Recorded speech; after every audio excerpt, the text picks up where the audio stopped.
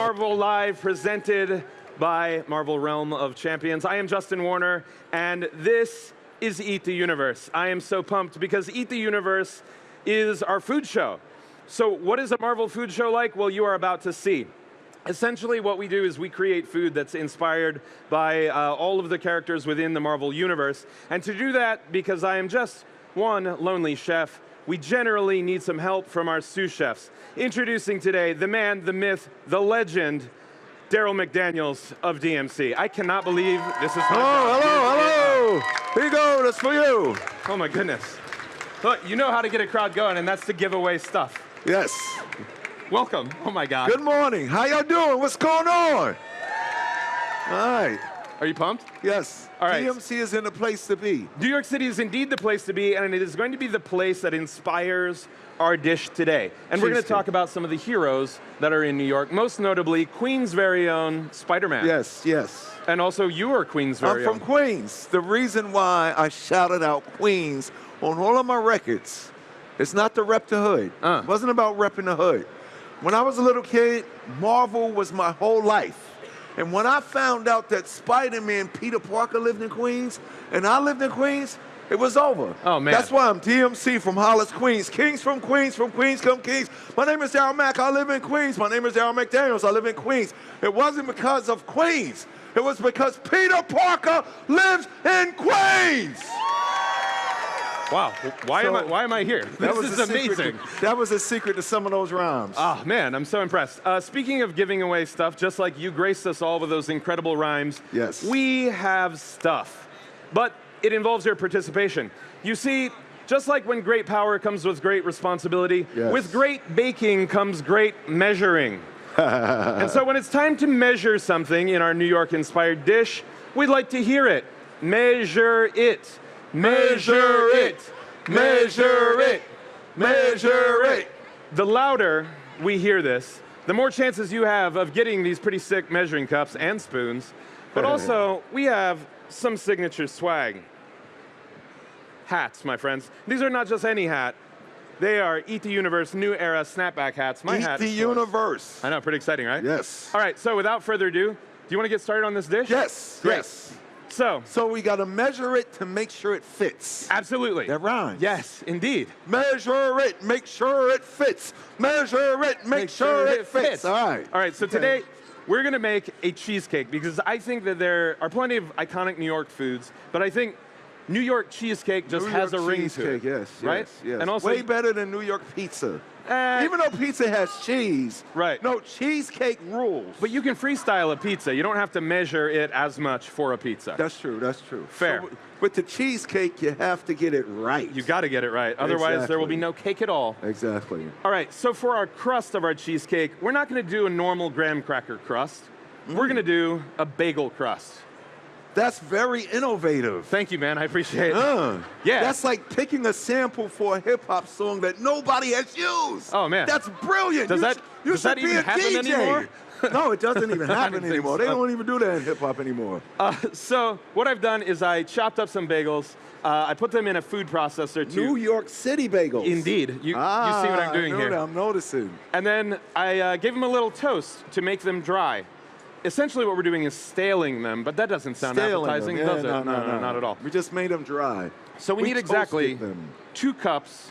Would you like to do the honors? 2 cups. 2 cups is all the way to the top. All the way to the top. So we need to... Your cadence is off, guys. Oh my God. And you can use your hands. Huh? All right, great. So while he's measuring it, what I'm going to do is measure out 2 tablespoons of sugar. To the top? That's a lot. Wow. Yeah, you can just keep going. It's fine. Keep going, keep going. Great. So in the bowl here, I've got some melted butter. I already measured it. To make sure measured it. Measured it. Now you're getting the hang of it. Am I good? Did I do it right? Yeah, now man. What I do? In TV, everything works. Just throw it down there. Pour it on in. Beautiful. All right. All right, now we're going to give this a little mixeroo.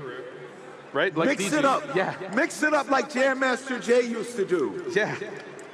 Wow, we got some reverb now all of a sudden? 1, 2, 1, 2. I mean, this is incredible. Okay, so now that that's mixed up, we're going to use our measuring cup not to measure. Uh-oh. Yes, it's a multitasker. Okay. We're going to pop this into a greased and lined spring-form pan. Freestyle. Indeed. Scrape that into there. Scrape Get it all of in, that. scrape it off. And then we're going to use the measuring cup to tamp that down in there. Go for it. I know you can do it. I'm going to use the measuring cup to tamp that down. I like that word. Tamp. Say it with me. Tamp. Tamp. Don't that sound good? That's beautiful. Oh, good. You nailed it. See how easy that Wow. was? Good. This is going to go into our oven I got skills, y'all.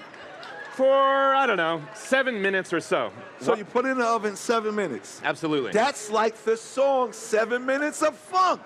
We're so in tune here. How did we know? Doom, doom, doom, doom, doom, doom, doom, doom. I don't know if y'all know Hip Hop Beats. That song is called 7 Minutes of Funk. So we put it in the oven for 7 minutes, like 7 minutes of funk. Indeed. Because that's how you eat the universe. Thank you. Well Because you said. got to bake it to eat it, right? Yeah, it makes sense. I am so very pleased that you're here right now. Well, thank you, thank you. And you really should be a DJ, man. We'll see. We'll Yeah, see. this is like being a DJ. You know, actually, it's like slang in kitchens is to call the dishwasher DJ. Because they're like, it's all connected. All right, check it out. Now it's time for our filling. So for the filling, we're going to use cream cheese. Cream cheese for cheesecake. Yes. That makes sense. And I have a lot of it in there. I think it's about 4 pounds. 4 pounds. Wow, that's what 4 pounds of Maybe it's cheese 2 look pounds. like? Who knows? Wow. I didn't measure it. I just opened it up. You could work out with that. Right? All right, so now I'm going to use this thing. This is called a rasp grater. Do you ever rap too much? A rasp grater? And you get the rasp? Yeah. Yeah? A rasp. All right, so we've got Like some a lime raspy zest. voice. Indeed. Indeed. We are using that sounds so scientific, right? That sounds like something Tony Stark would say. We have to use the rasp grater. Yeah. What we need is a rasp to take grater. us back in time. All right, so we we've can done find the time stone. Oh, man. Guys, I found it. All right, now I need He found it. 1 teaspoon of vanilla. 1 teaspoon of vanilla. And you know, yes. Yes. Do you want to measure it? I'll measure it. All right, great. You have to have steady hands. And then just dump it in there. Dump it right in there. Yeah. Yes. All right. All right, now What's we've got next? a 1-cup container of sour cream. 1 cup of sour cream. I already measured it. Great, look We at already that. measured it to make sure it fit.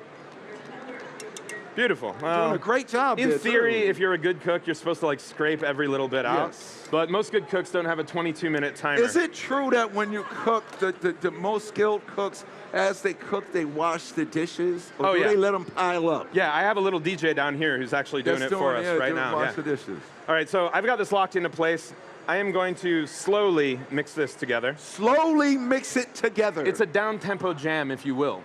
The down tempo. All right, and not up tempo, down tempo. Exactly. All right, so we've got that mixing around. I'm very excited about this. Sometimes I think this stand mixer looks like a Dr. Ock arm, you know? Like, look at this thing. Like, doesn't that look like one of those, like, tentacly Yes, ends, yes. you know? Dr. All right. Ock is a great cook. Guys, save that for when we release the products that no spoilers. All right, here we go, guys. Doc there we Ock go. is a great cook because he can multitask. All right, now I'm adding just right? a 1/4 cup of AP flour. Of what flour? AP flour. AP flour. It's not advanced placement flour. It's not the Oh, Peter Parker okay, of flours. okay. It's like all-purpose flour. All-purpose flour. Indeed. For many purposes Indeed. that So, all of us have. do you want to measure out the sugar? You This is rhyme the so sugar. sweet. It's one of these and one of these. A rhyme so sweet to the funky beat. So one of these Yeah, just perfect, man. and dump it in. Go to town. Up. Beautiful. Gotta put a little extra more. I love it. You know, part of being a superhero and Yes. part of being a cook is like agility, nimbleness. Yes, yeah? to be nimble. Yes. Do you have to be nimble when you're like on the track? You have to be nimble on the microphone. Right. Yes. Like Bruce Lee. You got to adapt? You have to adapt. All right, here we go. Guys, this is looking so fluffy, so creamy, so delicious. I am very excited. All right, now I'm going to use Looking this thing. really good in there, too. If you guys have ever been to another Eat the Universe panel, at one time we gave away a spatula, but that's not the panel. So we've got that. We're scraping down the sides. I'm really not a very good baker. Spatula, not Dracula. Oh, wow. Spectacular. That was really impressive. Little rhyme. Man, you're making life so easy. Now, in theory, we're going to add these eggs one at a time. I'm terrible at this. Okay. All right. Guys, it's going to get real Spider-Man-y very soon. I promise you. Who's pumped about this? Add the eggs. Yeah, one at a time. One at a time. Yeah, I don't know why they say to do that. I do know why they say to do it. I just like refuse to believe that I can't chuck the eggs in there. All at once, right? Yeah, it's still the same way. They're all going the same place, right down to the stomach. With great baking comes great mundane baking steps. Yes, yes. Like adding the eggs one at a time. But if you want great cheesecake, you got to do it. All right, look at this. Who's excited about that? Wow. It is an exquisite work of art. All right. Now that the track is over, we've got our crust. Ooh, how do you guys feel about that? Crust is a must. Are you familiar with the acronym GBD? GBD, GBD. Get better. Golden brown and delicious. Oh, golden brown and delicious. Right? GBD. So yeah, that's where we are there. GBD. And that's DMC. where I like to live. All right. This could get messy. But you know, being a superhero, going around the streets of New York, yes, it also gets messy. Would you like to wield the spatula? spatula? Very messy. Now, what am I supposed to do? Oh, just fill it up. Just like that? Yeah, I trust you. Like I said, there's no wrong way to do this. This is teamwork here, y'all. I'm very impressed. We're working like the Avengers. You must work together. Right? You've teamed up with so many people. Yes, one of the most infamous team-ups is with Aerosmith. Right, I know. When we told the world to walk this way. Right, and you were like in a video game. Yeah, we was in a video, yes, yep. I believe some people would say hashtag goals. Yes. Yeah. Yep. I'm very impressed. All right, let's grab this side over here. Oh man, you're killing it. All right. That's good? Yeah. This is coming together so nice. Oh, that looks so good. All right, so you told us that you grew up with comics and like idolizing and being so excited about all the Marvel heroes. Yeah, Marvel was amazing because Stan Lee was a genius, rest in peace. He put the superheroes really in New York City. So every time I read a Marvel comic book, it was real to me. Right, it was in your big backyard. The Lower East Side, I saw Hell's Kitchen, I saw Harlem. I saw, one time when I was little, we was going over the 59th Street Bridge, right? And I'm in the back seat with my mother, and my mother's father, and my father always thought it was crazy because I would only read comic books. But I was a good student because I was reading every day. But teachers would give me back my comic books because they notice if the kid is reading, oh, if he does it every day, he's going to be a good student. So I was a straight A student, always on the honor roll. You hear that? So we're going over the 59th Street Bridge, yes. So let the kids read the comic books because it will help them excel in school. So we're going over the 59th Street Bridge. DMC for president, man. And I'm in the back seat, and I start hyperventilating. And I'm going, and my mother's turning around. She was a nurse. She was so worried. Oh my God, what's the matter? Listen, my father, I told you the boy's crazy. He's reading all those comic books. So they screaming at me, what's the matter, what's the matter? And I look at them, I said, it does exist, it's real, it's not a fantasy, it's not make-believe. And my father, boy, what are you talking about? When I saw the Roosevelt Island tram thing. Oh yeah. Because I only saw it in Spider-Man books. Right. But when I really saw it, it like really blew my mind. So Marvel created a universe that wasn't really make-believe, it really existed. Stan Lee and Marvel created a monster.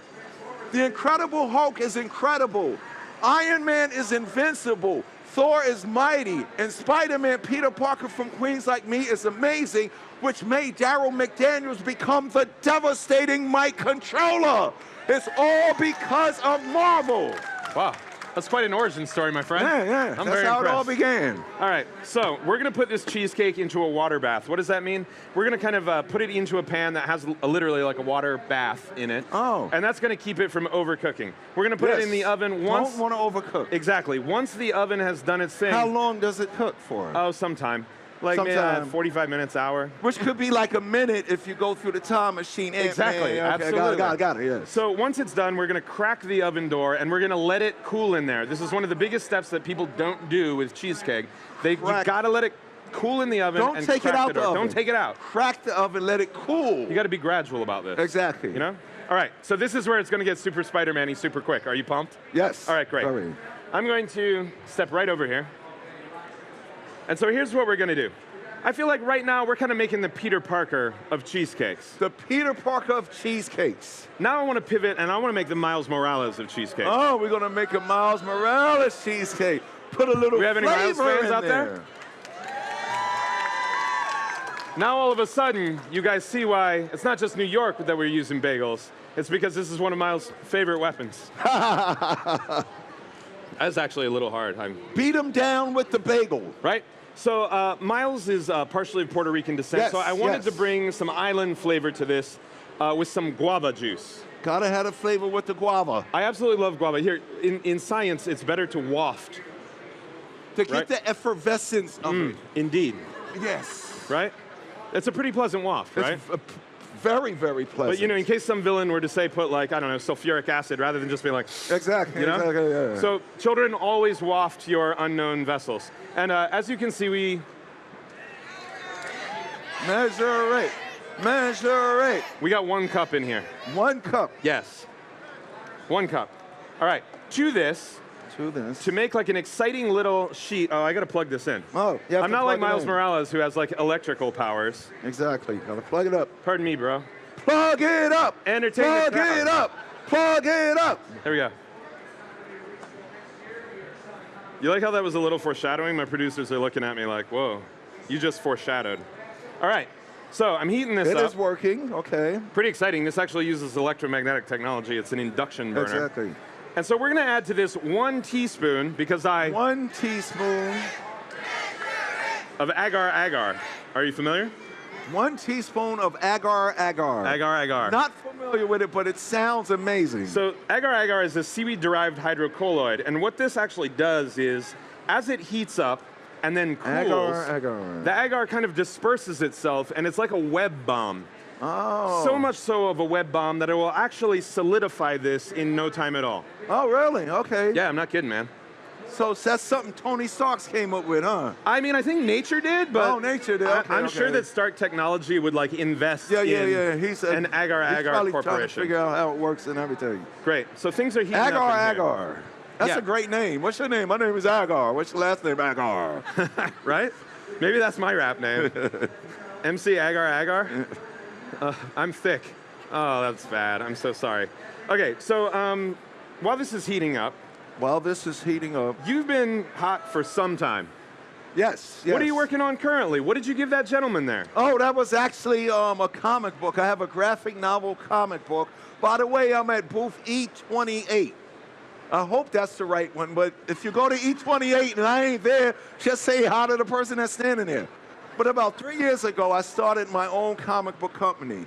It's called DMC, Daryl Makes Comics, because that's what I'll be doing. I love it. And it's a tribute and a celebration of what makes comic books incredible to every generation. I'm very impressed. My book, if you're 1 year old, you'll love it. And in my book, if you're 100 million years old, you'll love it. If you're from Earth, if you're from New York City, you'll love it. If you're from outer space, if you're from Mars, if you're from Jupiter, you will love it. All encompassing. All encompassing. You know, it's something that I wanted to do with me and my partners. They said, let's do something that I've been doing with my music for the last 35 years with a comic book. And I was like, what's that? Inspire, motivate, educate, and entertain. I love it. So check it out. I measured it. Measured it. Measured it. Exactly 1/4 of a cup. 1/4 of a cup. To this guy, I'm going to add some red food coloring. Red food coloring. I was supposed to measure that, but I didn't. And then to this guy, we will add some black food coloring. Okay. All right. Here, give this a little swizzle, if you don't mind. Give it a little swizzle. And then check this out. Can you see over there? Swizzle, swizzle. I like your style. Swizzle. I'm swizzling over here. Oh, man, look at that. I love it when things work. Can you see that the viscosity has increased? Yes, I did. Yeah. All right, great. So now that we've got that all fired up, very red. I'm going to pour this ever so carefully onto this bottom of the springform pan, which coincidentally is the size of our cheesecake. Let's move these darn bagels out of the way so you can see. All right, I want to show you, folks, the benefits of measuring it. The benefits of measuring it, it perfectly fits. Oh, look at that. Oh my God. Pretty exciting, right? That's wow. All right. That's amazing, like Spider-Man. I know, thanks. That's spectacular, like Spider-Man. Don't hype it up too much, because it might actually overflow when we add the next part. May I? Yes, you Beautiful. may. There we go. Okay. That is like some serious symbiote action. Can you see that? You can't see it? Maybe they will. Maybe they'll switch it over. Who knows? I swizzled it the way that you wanted me to. Can you look at this good guy right there? Yeah. You killed it. Can you see this guy? Oh, yeah. There you go. That's some serious symbiote action. All right, so I'm going to add this to this. Add this to this. Yes. And this, get that. And get that. And this is a squirt bottle. All right. I'm a little nervous about this part. Okay. Okay. Okay, here it's we go. It's like a venom squirt or something. You guys see where we're going with this? This color scheme? No? All right. Here we go. Well, let us show you.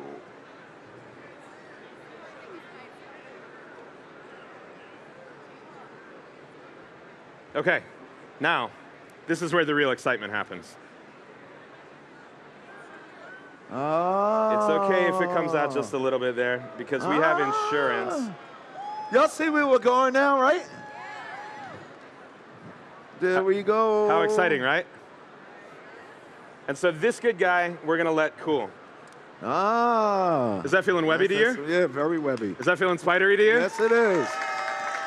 Does it match the shirt? Superhero like Spider-Man. I know. I'm really excited about this. All right, so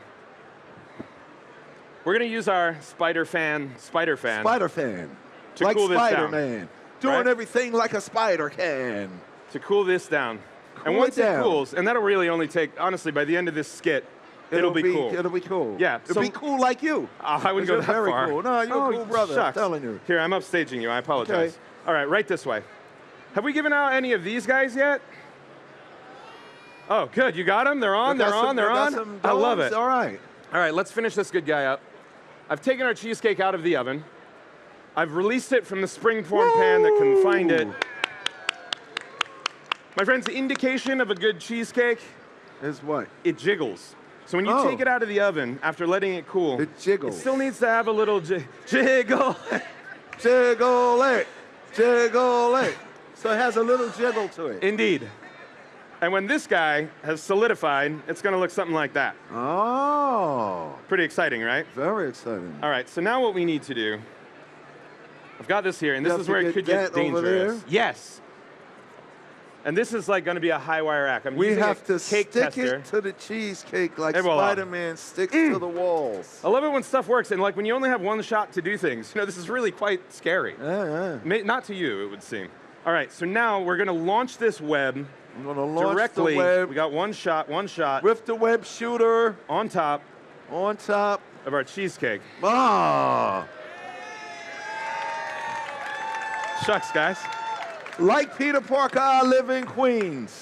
All right, very quickly, we need to get our taste testers to the stage. All right. And taste testers. Before we taste this, I have 2 trivia questions for you, because we're down to 2 hats. That means they're very exclusive. So, trivia question number 1. For the hat. What's the name of the comic where all of the spider people from the different universes come together in one universe? Bang, you already have a hat. Spider-Verse. Right there, puffy red hair. Yes, you got it. Spider-Verse. All right, now I foreshadowed this, so I already gave you half the answer. I want to know, what is a power that Miles has that Peter does not? I'm looking for both. I know.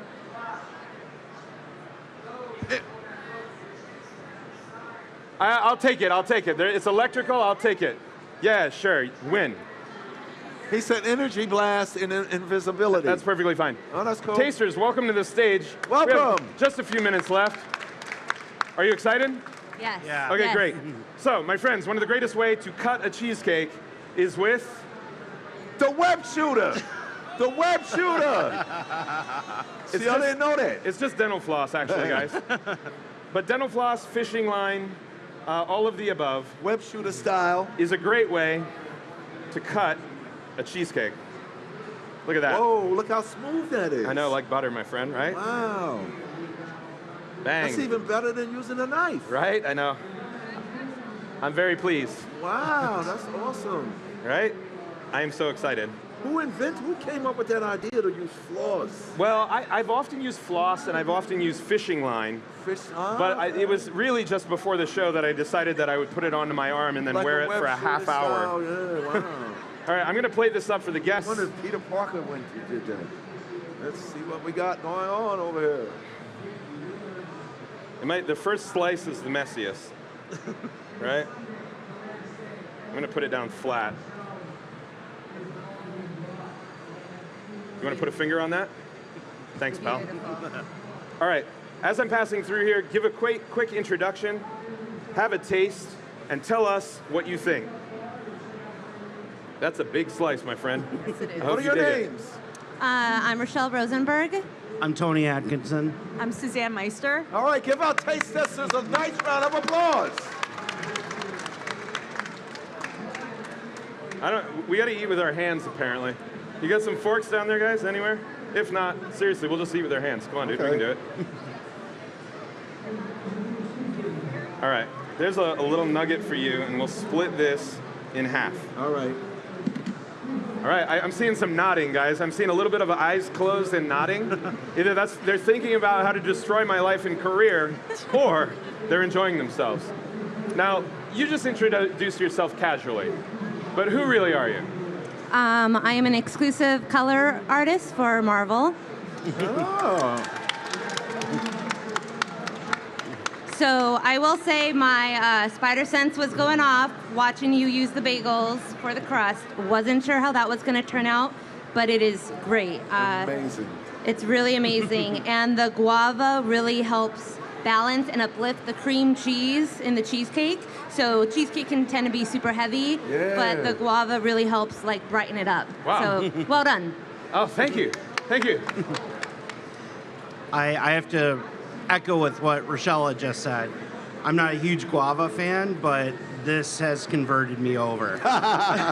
And Rochelle and I watch Justin all the time on Food Network, and getting to experience this is just mind-blowing for me. Wow.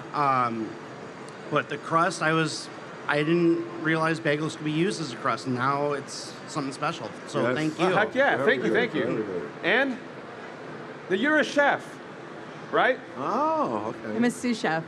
Okay. That doesn't mean you're without opinion. Oh no, this was delicious. Yeah? My tongue was tingling from the zesting of the lime, which was awesome. Okay. And it balances really nice with the guava. I love it. And I love the dense cheesecake. Okay. Do you want to give it a real shot? Because honestly, I love you guys and I care about you guys very much. But if DMC doesn't like what we've done here, I've failed, as Spider-Man has done often. You took a big bite. That was not a TV bite. That's a real bite. Because I love cheesecake. And I love Spider-Man. I love Queens. I'm not blowing you up here, but that is the best cheesecake I've ever had. And I've had a lot of cheesecakes in my time. What's amazing is the consistency of this cheesecake and the texture is phenomenal. But like you said, the bagel crust is ridiculous. It takes you to another place that you have never experienced before. It's simply superb. You hear that, Mom? It's simply superb, Mom. Your son has got it going on. Maybe bagels are my secret weapon as well. Who knew? Maybe they can be yours. That is some good cheesecake, man. Well, thank you very much. So we Really have good. a whopping minute and 23 seconds left and counting. Yes. Tasters, thank you very, very much. Thank we you, certainly thank you. appreciate your incredible sacrifice here today. Thank Your you so awesome much. sacrifice. So do you have anything else you would like to hype? Yes, I have new music coming out very soon. I got an album called DMC, but that DMC stands for Dynamic Musical Collaborations. Oh, my. Featuring Sammy Hagar, Joan Jett, Tim Armstrong from Rancid, Sebastian Bach, Mick Mars from Motley Crue, Chuck D, and a whole bunch of other amazing artists and musicians. I'm very impressed. I'm very impressed. So, And I'm at booth E28. Like I E28. said, if you go there and there's somebody else there, say hi to that person. all right. So this cheesecake was done very precise and calculated and measured. There was no freestyling about it. Right, no. It's very, very good. We've got 29 seconds left. My job here is done. Yes. Oh, you want to rhyme? Captain America, Civil War. Whose side you on, who you fighting for? Tony Stark wants to obey the law, but Mr. Steve Rogers wants to go outlaw. What would you do if you had to fight and give up your life for what you believe is right? Deep down inside, do you know the answer? Do you have the pride like the Black Panther? Would you jump on a team like a spider can? Because you can jump on the wall like Spider-Man? Or would you say, oh no, I can't, man, and try to do it big like you was Ant-Man? Life is full of many decisions. You gotta have the wisdom and the vision of vision. A superhero like D, when it comes to war, I am coming like the Hulk and the mighty Thor. Eat the universe, everybody. Thank you for coming out. Thank you. Thank you, New York. Thank you. I have chills. Yo, that cheesecake is ridiculous. Right now, you are watching the end of Marvel Eat the Universe, and you're here with us. Yeah. Hey! Hey! Us. We're live. Hello. We're live. You are watching. We are Marvel live at New York Comic Con, presented by Marvel Contest of Champions and Marvel Realm of Champions. This guy's Ryan Penagos. You could just at him for flipping tables. I'm Angelique Roche. I'm Lorraine Singh. I'm Langston Belton. And I'm Josh Soleil.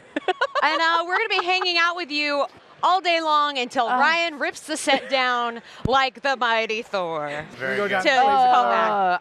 I want some of that Oh, boy. cheesecake. Oh Can we man, some of that cheesecake? guys, we have a lot of stuff going on today. Yeah. What are you most looking forward to today? Ooh. Oh, yeah. Me first. You know what? I might take someone else's. Earth's Mightiest Show. Yeah. It's Sunday. We always have a good time. We're gonna do a little Master Comic Series with some really fun guests, and then I think we might play some games. It's gonna be fun. Yeah. Earth's Mightiest Show. That's what I'm looking forward to. I agree with that. Also, I'm going to toss in the Marvel Becoming Kids costume event. So cute. It is one of my most favorite things. They are adorbs. I am a fan of Women of Marvel, and the Women of Marvel panel is today. I'm very, very, very excited about that. I also love this really, really cool fan, and I just wanted to do that. Well, let me tell you something, brother. Today on New York Comic Con Marvel Live, we're going to do Marvel's the Bullet. We're going to do Marvel's the Bullet. And we're going to do Marvel's the Bullet. It's going to be a slobber knocker. Stay here and stay tuned. Could you? Your face is as red as your jacket right now. So I have a lot of questions, but I feel like we need to let Josh have a turn. yes, please. I can't wait for the cosplay gauntlet. I'm coming for that belt, Langston Belton. Justin Warner will be painting my face. You better be ready, brother.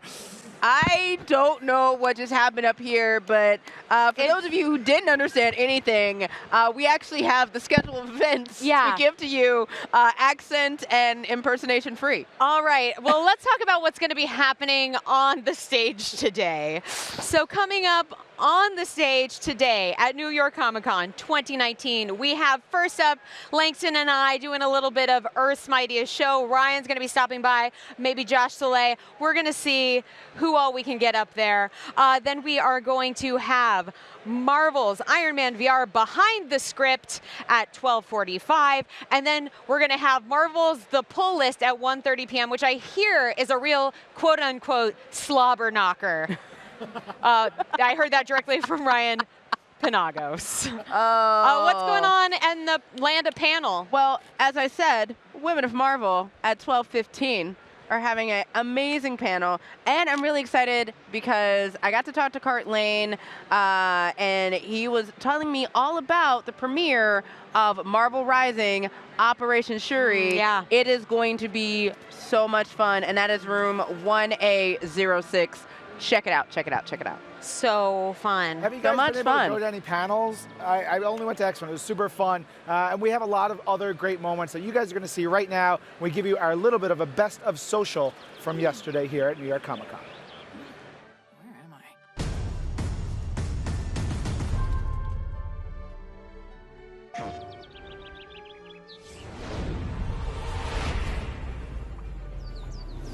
I used to wonder how you did it.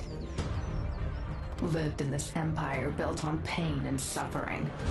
More than a dozen people are dead after a missile attack involving Stark Industries. Why'd you stop selling weapons, Tony? I needed to sleep better. Start drones incoming on an intercept course. I told you your old weapons would be the death of you, Stark. I love what they did with the place. Friday, you get a feeling we're not alone? And you are? A ghost from your past. In death, victims have power.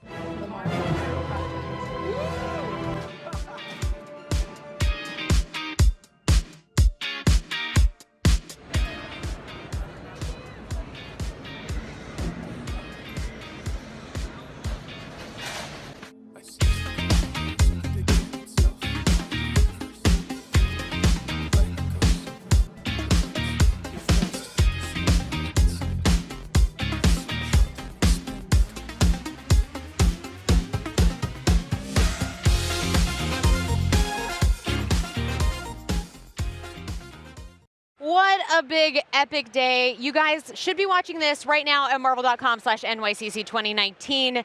If you're not already, you should follow at Marvel on Twitter, Instagram, and Facebook to see all the cool stuff that's happening today. Not just the live stream, but articles, photos, fun stuff, stories. And you should also follow us, right? Yeah, Yes, follow please. us.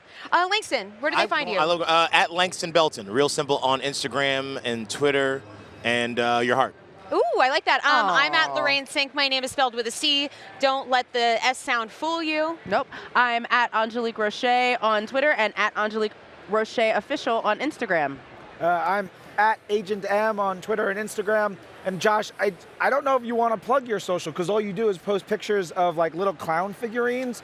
It's super weird. It's unnerving, You must be following the wrong Josh Soleil. What? Oh. You can follow me at Josh Soleil on Instagram or Josh D. Soleil on Twitter. Oh, and he's not here right now, but Justin Warner at Eat Fellow Humans. He was hosting Eat the Universe earlier. Because he's a cannibal. Yeah, he does. Yeah. Spread that rumor. He eats people. Eat the Universe is people. So we should move on to our favorite moment so far. Yeah. That's what we should do. Ooh, so many things. I don't want to go first anymore. I'll take it. I'll take it. Oh. Marvel Contest of Champions Summoner Showdown. 9 weeks, 27 summoners coming to Marvel offices in New York and then competing here, the final 9 on stage. It was insane. We were running around. We lost our voices from it. And then the Kabam Marvel Contest of Champions Ultimate. Yeah, there's the slides right there. And then the Ultimate Championship, seeing Metal Sonic Dude defeat the champion. Never before was that ever seen. The developers at Kabam were like, no one's going to defeat this person. No one could ever defeat the champion, and it happened. And then the Marvel Games panel with Angelique Rocher hosting that was a dream, and I, to this day, still can't believe that it happened. It was amazing. Nice. Angelique, what about you? It was a three-way tie between the cosplay contest, which was amazing yesterday. There was acrobatics, no acrobatics, not really, not from the cosplayers. Interviewing Paige O'Hara with you. Day one, which is amazing. Paige O'Hara is actually Belle from Beauty and the Beast, My Heart, and getting to celebrate Kamala Khan literally almost all day yesterday. Original writer G. Willow Wilson was up there. Sana Amanat was there. The brand new performance actor who is playing Kamala Khan in Marvel's Avengers was there. And then we had all of the Marvel's Avengers do a signing yesterday, so it was just great. Yeah. So much. There's so much. For me, it was This Week in Marvel. We did our This Week in Marvel panel. Lorraine and I were there. And they made the mistake of not putting us on like tethered mics. Tethered microphones. So we were lobbed up. Just no rules. Just out right. the window. Walking around like weirdos. I was massaging Nick Lowe's back at one point. Frank Thierry was very concerned for his life. We were having a great time. We gave away a ton of prizes and fun stuff to fans. We did trivia. Yeah. People did their best J. Jonah Jameson impressions. Oh, yeah, That it was was a lot so of fun. good. Yeah. What? And I also liked when we chanted Hat Kid. There was a kid, we never heard his name, but he did a great J. Jonah Jameson impersonation. And the whole audience was Hat Kid, Hat Kid. I also got to do the moderation for the panel for Marvel's Hero Project, which was so fun, so inspirational. Jordan, who is the amazing young woman who is spotlighted in the first episode of the show, actually got to surprise the audience. She hopped up and they gave her a standing ovation. Everyone, I think, had a little dampness around the eyes. And then I just really enjoyed doing the tour of the universe. Oh, yeah. For Earth's Mightiest Show. Me, Ryan, and Langston got to get up there and hang out with the crowd, which was so crazy fun. Oh, yeah. And man, I don't know. It's, oh yeah, there's, you see it. I gotta say, I'm a big gamer. Josh, everyone knows this. The fact that the Marvel's Avengers is here and people are able to play it, like people are walking. I remember people walking around being like, "Have you played it yet? Have you done it yet? I gotta go. I gotta get my hands on it." And people coming away from it being like, "This is my dream come true. This is my dream experience, getting to play as Avengers and getting to, you know, eventually, hopefully, jump in with friends and avenge and assemble like we do." Yeah. Which is really cool. So that's like my favorite thing. I gotta get over there. And I'm gonna live there from now on. Oh, Langston, after today, I don't want to take your home from you, but after today, they're breaking down. It's not going to be the area. Joke's on you. That's not true. All right. Yeah, I'm with Langston. You guys are liars. You're gonna live at New York Comic Con all year round. Yeah. I'm still waiting for the hamburgers right Who's in? back in the day. Who's in? No. Come on. Say here. I like my home. Stay here. Stay here. Stay here. All right, you guys. I guess we're gonna be doing. They're staying here. Larissa's got fear in her eyes. You guys. It's good. Larissa's like, I have a home and I want to go there. Okay. We are going to prep for Earth's Mightiest Show. Yeah, we got to take off. Go. But we want to show you this awesome segment to find out who is the hardest character to cosplay.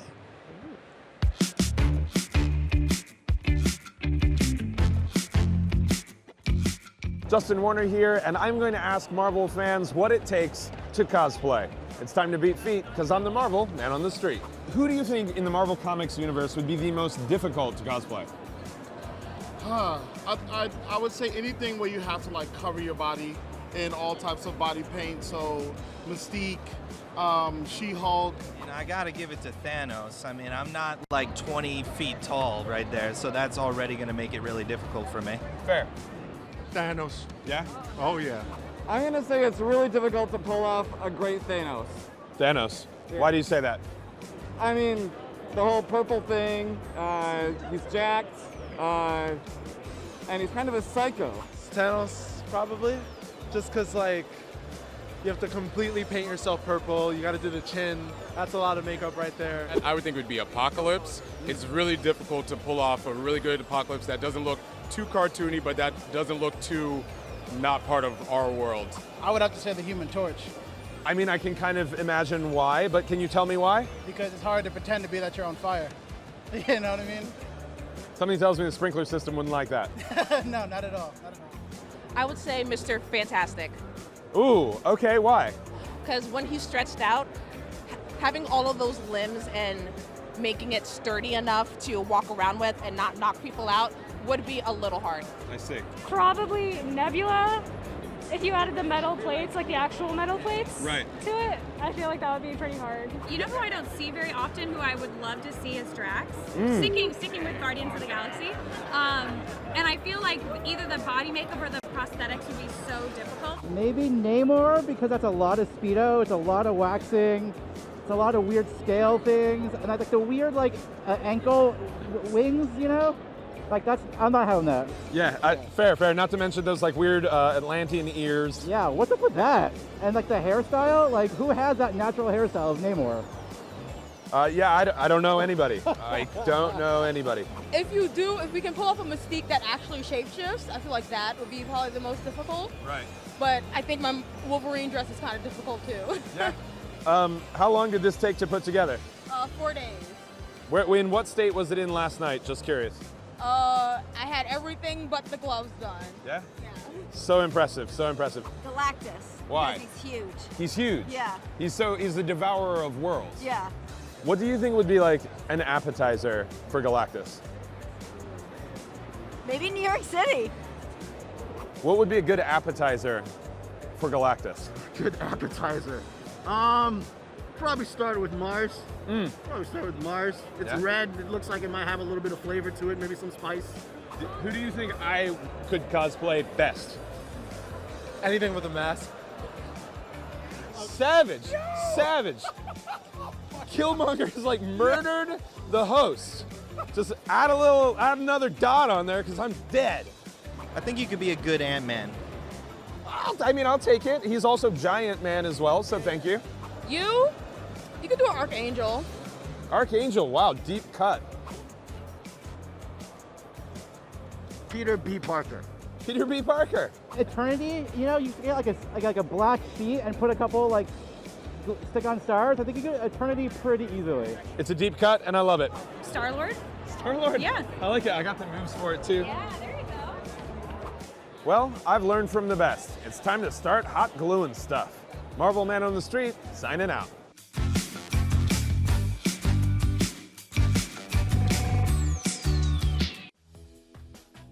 Hey, true believers, get rewarded for being a Marvel fan by joining Marvel Insider.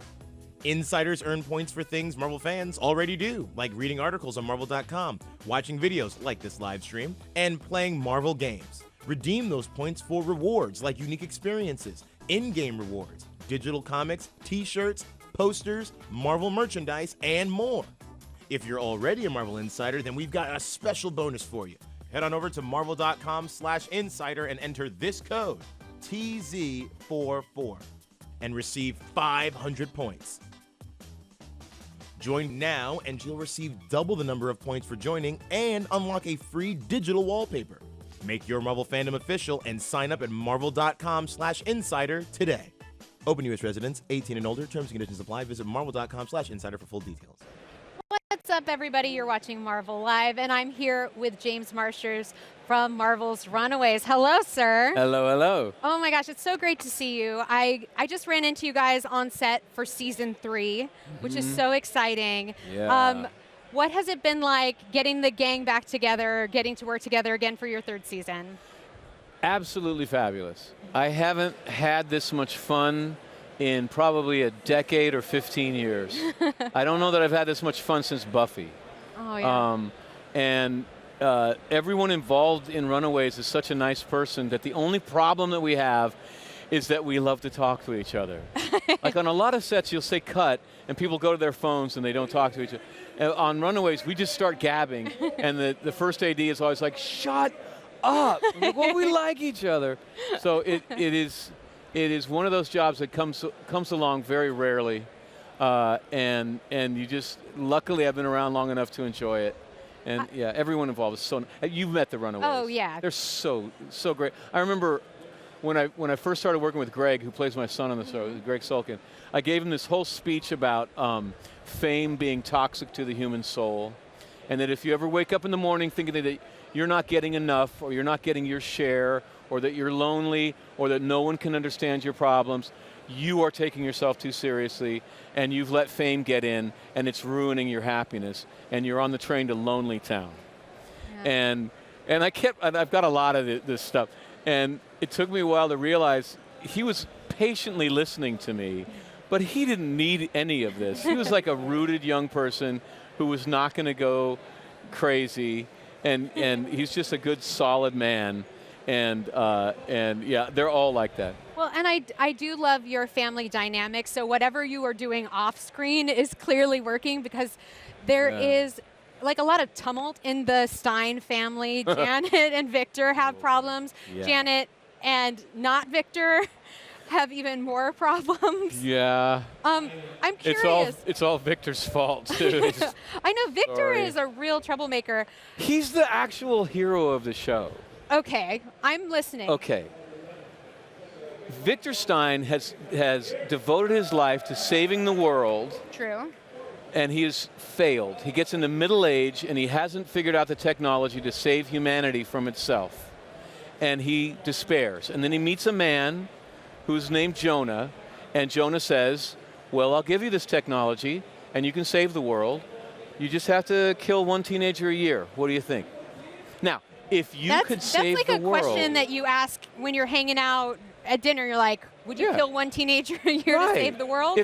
Seriously, if someone sat down right now and said, I could fix all the ills of the world, and the humanity, the ice caps would refreeze, and humanity's going to make it. Your children are going to have a great world to grow up in, but you got to kill someone.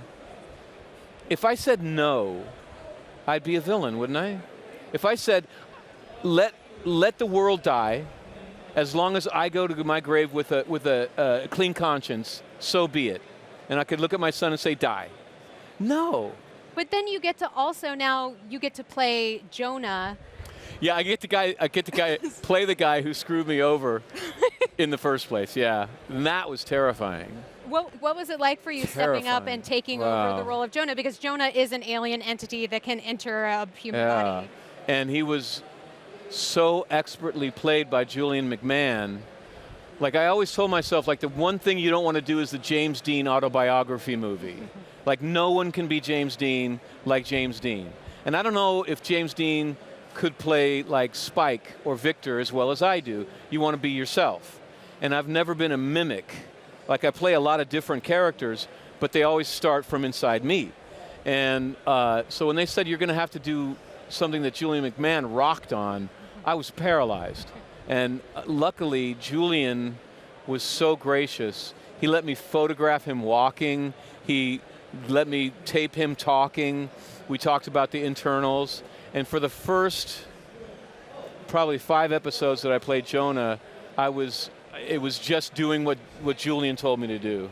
And it was another form of fear when I realized I had to take the training wheels off and stop going to Julian and just play the character myself.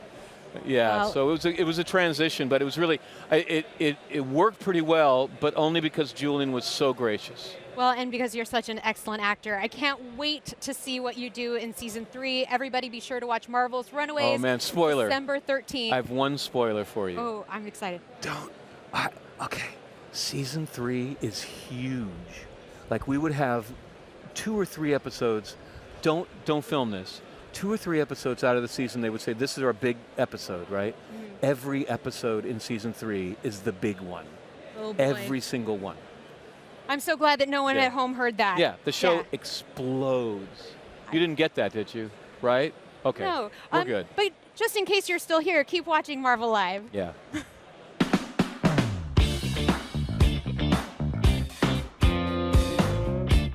What's up, Marvel fans? We are just outside the panel room where X-Men Dawn of X just happened. That was on the main stage here at New York Comic Con. Main stage is the big room. That's where the biggest panels happen in the convention center, and it was dope. It was really good. The crowd was excited because everybody's loving the X-Men books, and they had to tell the people on the panel, who included C.B. Cebulski, Marvel Comics Editor-in-Chief, Jordan D. White, Senior Editor of the X-Men titles, Teenie Howard, who is writing Excalibur, Ed Brisson, who is writing New Mutants, and Benjamin Percy, who's writing, well, he's writing X-Force, and maybe something more. We'll get to that in a second because, of course, this is a panel at New York Comic Con. Marvel's got news, got information, showed up a ton of art, some really cool things. One of the pieces that I really loved was when they said that what we see on the covers for these books is what's inside the issues. So there was an issue of Excalibur with a dragon.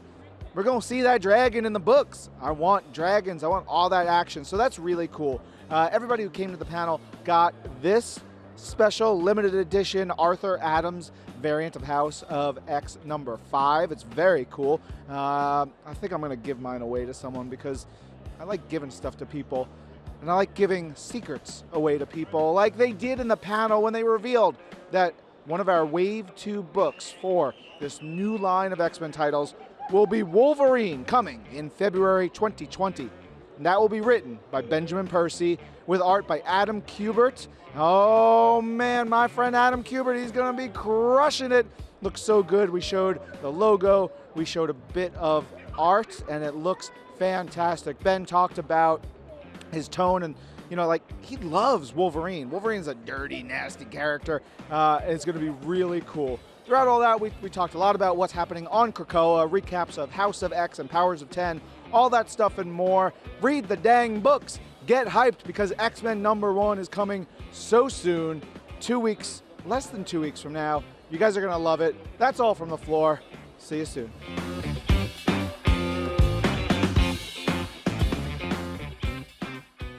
Unlock the Marvel Universe today with Marvel Unlimited.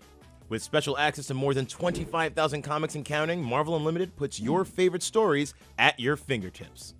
Read complete arcs by legendary creators like Stan Lee, Steve Ditko, and Jack Kirby. Deep dive into your favorite characters with curated reading lists put together by Marvel's editorial staff. And grow your fandom across the ever-expanding Marvel Comics universe with nearly 80 years of stories from the sensational 70s and beyond, like these legendary titles. So unlock your Marvel Universe today with Marvel Unlimited. Go to marvel.com/unlimited for more details, or download the Marvel Unlimited app for iOS and select Android devices. Must be 18 or older, auto renewal, and other terms and conditions apply.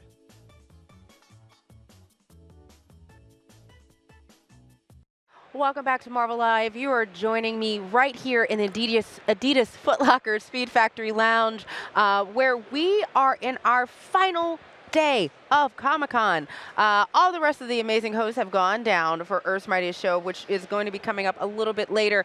But I get to talk about one of my favorite things, which is exclusive merchandise right here from New York Comic-Con. For those of you who have watched the last couple of days, we have showed the exclusive jerseys, the Spirit jerseys that have come out each and every day, as well as we've been talking about the t-shirts, much like my She-Hulk t-shirt I have on right now.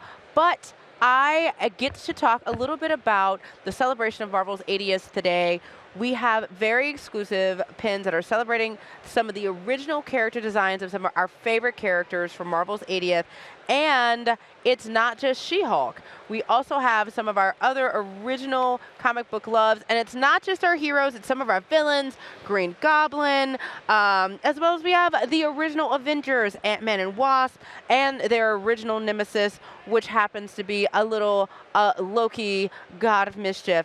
One of the coolest things about these designs is that when you really go back and you think about this era and you think about these designs and these heroes and these villains and where they've come from, it's such a really cool idea. When we go back and you look at Thor's original helmet, the wings on the side, when you look at Cap's original helmet with the wings on the side, and Loki's thorns, and, you know, really just going back, even like Falcon's original design, which is so cool, and Iron Man, these are really, really amazing. And they are exclusive, only here at New York Comic-Con 2019. So if you're down here in New York Comic-Con, or you have a friend, text, make a friend. Make sure you're checking out these exclusives, as well as the exclusive t-shirts. For more of what we're selling here at the booth at New York Comic Con, you can check out marvel.com. But in the meantime, We are so excited. As you can see, we have the official countdown to Earth's Mightiest Show, which is about to happen right now with Lorraine Sink, Langston Belton, Ryan Penagos, Josh Lay, everybody else who's not here on the couch with me. So we're going to go on down to the live stage right now to check that out. 9, 8, 7, 6, 5, 4, 3, 2, 1. It's time for Earth's Mightiest Show!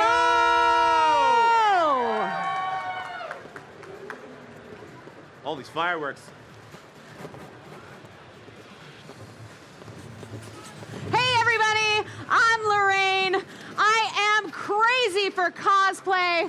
I stan for Squirrel Girl, and my other car is the Thanos copter. Oh, that's right. It's your boy, it's Langston. Oh, listen, I live my life like an action montage. I want to learn every skill from the Taskmaster, and I am one Infinity Stone away from galactic domination. And we are the hosts of Earth's Mightiest Show! That's right, Sean. We are bringing you all the stuff in the Marvel Universe that you are hardcore fanning about. The Marvel films! Oh, Marvel television. Marvel games! Marvel comics. And so much more, because we are all Marvel all the time! You know it! You said it! Yes. We are here to party with you at New York Comic-Con 2019! Yes, day four.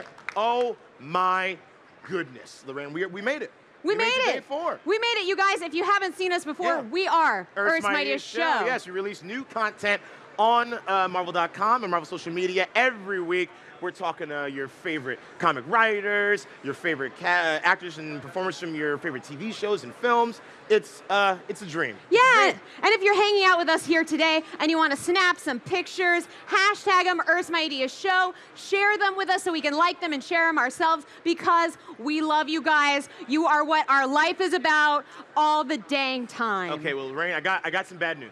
What? It is the final day of New York Comic Con 2019. No! But I do have good news. What? There's still a lot of stuff happening. Yeah! So let's check out what's happening from Marvel today. That's right. Yeah! Lorraine, what are you looking forward to? Oh man, okay, there are so many things I'm looking forward to today, but I am looking forward to the Marvel Becoming Kids costume event. If you haven't been yet, it is one of the most inspiring, cutest things you have ever seen. And hey, for you out here and those playing along at home, you can start a timer and see how long it takes before Lorraine tries to take one of the children with her. They've all escaped, gone back to their parents. They've all been fine. They are Don't great. scare them. It's tough. I will return your children, I promise. Great, with some sweet swag. They're gonna have a lot of cool stuff. What about you, Langy? Listen, I'm a big video game fan, so Marvel's Iron Man VR behind the script is gonna be really cool. We've had the cast, we've had all creators from Marvel games here all weekend long. I love VR. Go over to the Iron Man VR. The installation is awesome, and you get to step inside the suit and shoot some repulsor blasts. Like this? Yeah, Also, shout out to Marvel's The Pull List. Our BFF, Ryan Penagos, aka H&M, who's over there, who does the show with us as well a lot of the time, is going to be part of that with Tucker Marcus, my arch nemesis and good friend. Which will be really awesome. The Pull List is a show where they talk about all the comic books that come out every single week, and they are both brilliant with knowing stuff about comics. These guys are great. Exactly. Now, so I gotta ask the room, what has blown your mind this year about New York Comic Con? Blown it right into the stratosphere. Oh, yesterday I got to moderate the panel for Marvel's Hero Project. It is a new show coming to the new streaming service, Disney+. It launches November 12th. And it was so cool. I got to show the first episode of the show, which was all about a young lady named Jordan, who is teaching kids how to design for differently abled people using all kinds of cool technology. And then we got to surprise the crowd and bring her up. She got a standing ovation. It was so awesome. What about for you, Langston? Oh, man. Well, we like the Avengers, right? Yeah. No. If I say, tell the truth. We like the Avengers, right? Yeah. Absolutely right. So I am super excited that fans are getting the chance to get their hands on, get their eyeballs on Marvel's Avengers. That game, if you haven't yet, that game looks so cool. I haven't gotten to play it yet. It's so crowded, it's so packed, I can't sift through the sea of humanity Langston, to punch Taskmaster in the face. What's up? you're gonna have to get over there. This is the last Sweet. day of New York. Not This has been yet. fantastic. Not yet. We have to do a show still. Okay, understood. We're just understood. getting going. But doesn't this crowd look very intelligent? Very intelligent, well-versed. Very smart. Well-versed. I'm seeing. Very knowledgeable. Are y'all know your Marvel Right? stuff, right? Yeah. Yes. Because we've been celebrating Marvel's 80th anniversary all year long. Mm-hmm. And so I think it's time to test them with a little bit of historic Marvel trivia. I like that. You like some trivia? Yeah, you know what? I don't just like doing trivia. I also like giving stuff away because of trivia. Because of correct answers to trivia questions that they give to us. We then give them something back.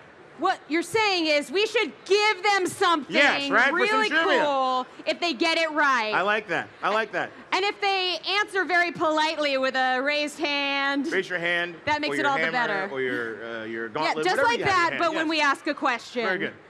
Excellent. Shall we do it? Yes, let's do it. All right. Okay. Here is my first question for you. I'll be on hand, dude. I just said that it is our 80th anniversary. Marvel Comics #1 kicked off the Marvel Universe in what year? This is math. Oh, This guy raised his hand real quick. oh, you saw it over here? I saw this Okay. one. 1939. 1939. That is right. You get a Funko Pop. Okay, very good, very good. You gotta be quick. Lorraine, please be on watch out. Okay, so here's a good one. In 1941, what patriotic hero punched his way into Marvel Comics? Okay, I really saw this one right here. Where? Right here. She's covering her face, but it. Captain America! That's right. That is right. She hit it and then let it erupt from her. Captain America. Go. All right, in the 1950s, romance comics reigned. There was a young lady named Patsy Walker who made her debut during those days, but what is her superhero name today? Hellcat! Yeah. That's right. There it we is, got right some there. outfits for that right over there. All right, let's see. Okay, so again, love the Avengers. In the 1960s, the Avengers debuted in what city? The greatest city in the world. The city I'm from, the city we're in right now, right here. New York City! New York City! It wasn't a question. She was like, New York? Yes, absolutely. Yeah, Yes. yeah, that's right. The city you are in right now. Yes, you are in New York City. The It's world okay. outside. We tethered you your back to window. reality. But we can't do this show all by ourselves. No, it's New York Comic Con. It's No. a big deal. We like to have some guests, right? Yeah, we are going to bring up some amazing friends of ours up here to the Marvel stage from the Adventure Zone podcast and writers of the War of Realms tie-in Journey into Mystery. Yes, Travis and Clint McElroy! Hi, everybody. You guys did that in unison Welcome, we very did, well. we Thank you. did. Hello, good morning. Oh my God. Hi, I have very cold hands. I like how coordinated you all both are. This was not intentional. We have our own rooms. It's familial, father and son. Did you ever have any idea that your careers would become such a family affair? No. In fact, like my dad was a radio DJ for 44 years. 44 years. Yeah. And his dad was a radio DJ, and I remember thinking like, I just don't want to do radio. And then I started doing podcasting, and I was like, oh no, it's the same. This is that. And now we all work together. Our wives do shows with us. Now like sisters-in-laws are involved, and it's oh hi. There's my voice. Hey, it's Travis. And yeah, and now we all have kids, and I'm sure at some point our kids will start doing podcasts. You're just gonna start rolling them on in. Yeah, right. As soon as they can talk into a microphone. Yeah, McElroy Podcast Network. I like We're it. thinking Dynasty. Dynasty. Dynasty. Yes. I'm so sorry. It is a dynasty. Well, it's just time for my 3-year-old to start earning her keep. You know? Oh, get the mics on. So what has been your favorite moment of New York Comic Con so far this year? I loved getting to do the costume contest That was yesterday so here. cool. Like, I've never gotten to do that as like a judge or anything before, so I felt very cool. And two, like the world of cosplay is so incredible and so amazing. I was just talking earlier about like the innovation of like 3D printing and cosplay and how that's like a huge game changer. And it's just amazing to see what everyone comes up with. For me, when we did our signing yesterday, right over there, and got to watch the Ms. Marvel game, in the video that was up here, so that was pretty cool. Yeah, well, and as you mentioned, you got to do your signing. You guys have gotten to get into the Marvel Comics game. I know everybody loves you on the Adventure Zone. You guys do good adventuring parties, D&D style. But has that helped you influence the way you write comics, especially for Journey into the Mystery, which feels very much like an adventure? Yeah, I mean, really, like we put together, a team, and we said like we need a caster and we need a tank and everything as we did it. And then I think like the Adventure Zone and our work on it has helped us like. One of the biggest takeaways was like if you start kind of silly, you can build towards dramatic and like surprise everyone that like, oh, I wasn't expecting to care about this, and now I do. So that's kind of our whole thing now is to trick people into emotions. And Will Moss and all the folks we worked at Marvel were so great about letting us do whatever we wanted to. I mean, we'd say, well, we really want to do this, and they go, yeah, go for it, have fun, That sounds fun, go for it. So that was a great experience. Well, we can tell that you're fans of Marvel, so let's nerd out for a bit. Who are your favorite characters? My favorite character is Wonder Man. That is why he is in Journey into Mystery. Yeah. I insisted that we have him. I'm fascinated by a movie star superhero, and like also kind of narcissistic. And he's died like 8 times and come back in a lot of different versions. And the brother dynamic between him and Vision makes me really happy, and I love it. That was actually, I remember very clearly the love triangle storyline in the Avengers of Wonder Man and Vision and the Scarlet Witch. And like him coming back and like them trying to deal with what that meant for them. And I was like, oh, this is like real and impactful and not just like fighting villains, but they're like dealing with some stuff. I was into that. Yeah. I'd like to do Forbush Man. I think Irving Forbush. Yeah. I think a Forbush Man, action-oriented, a dark take on Forbush Man, I think would sell like hotcakes. Yeah. Do they still call them hotcakes? Yeah, the bucket is back. Yeah. I love that too. That love triangle too, because you're also like, does she love Wonder Man because Vision's brain is mapped after him? Is that what? Right? Does she or really vice love Vision? versa? What's happening? Can Vision really love because he's a robot? There's a lot of that He can stuff. cry. We know He can cry. Androids can indeed And they also cry. did it in this brilliant way where they resurrected him through Wanda's powers. Like when Wanda would use her powers, it was like the ghost of Wonder Man. And I can just imagine Vision be like, hey, honey, can we talk? What's happening right here? Ghost looks a lot like me. Yeah, what's happening with my dead brother? Relationship It's not what it talks. looks like. I mean, it looks like my dead brother in your magic. In your magic. Oh, it makes for some awkward date nights. Right? Now, we are celebrating Marvel's 80th anniversary. I'm wondering if you guys have a special Marvel memory, maybe something that was your Marvel origin.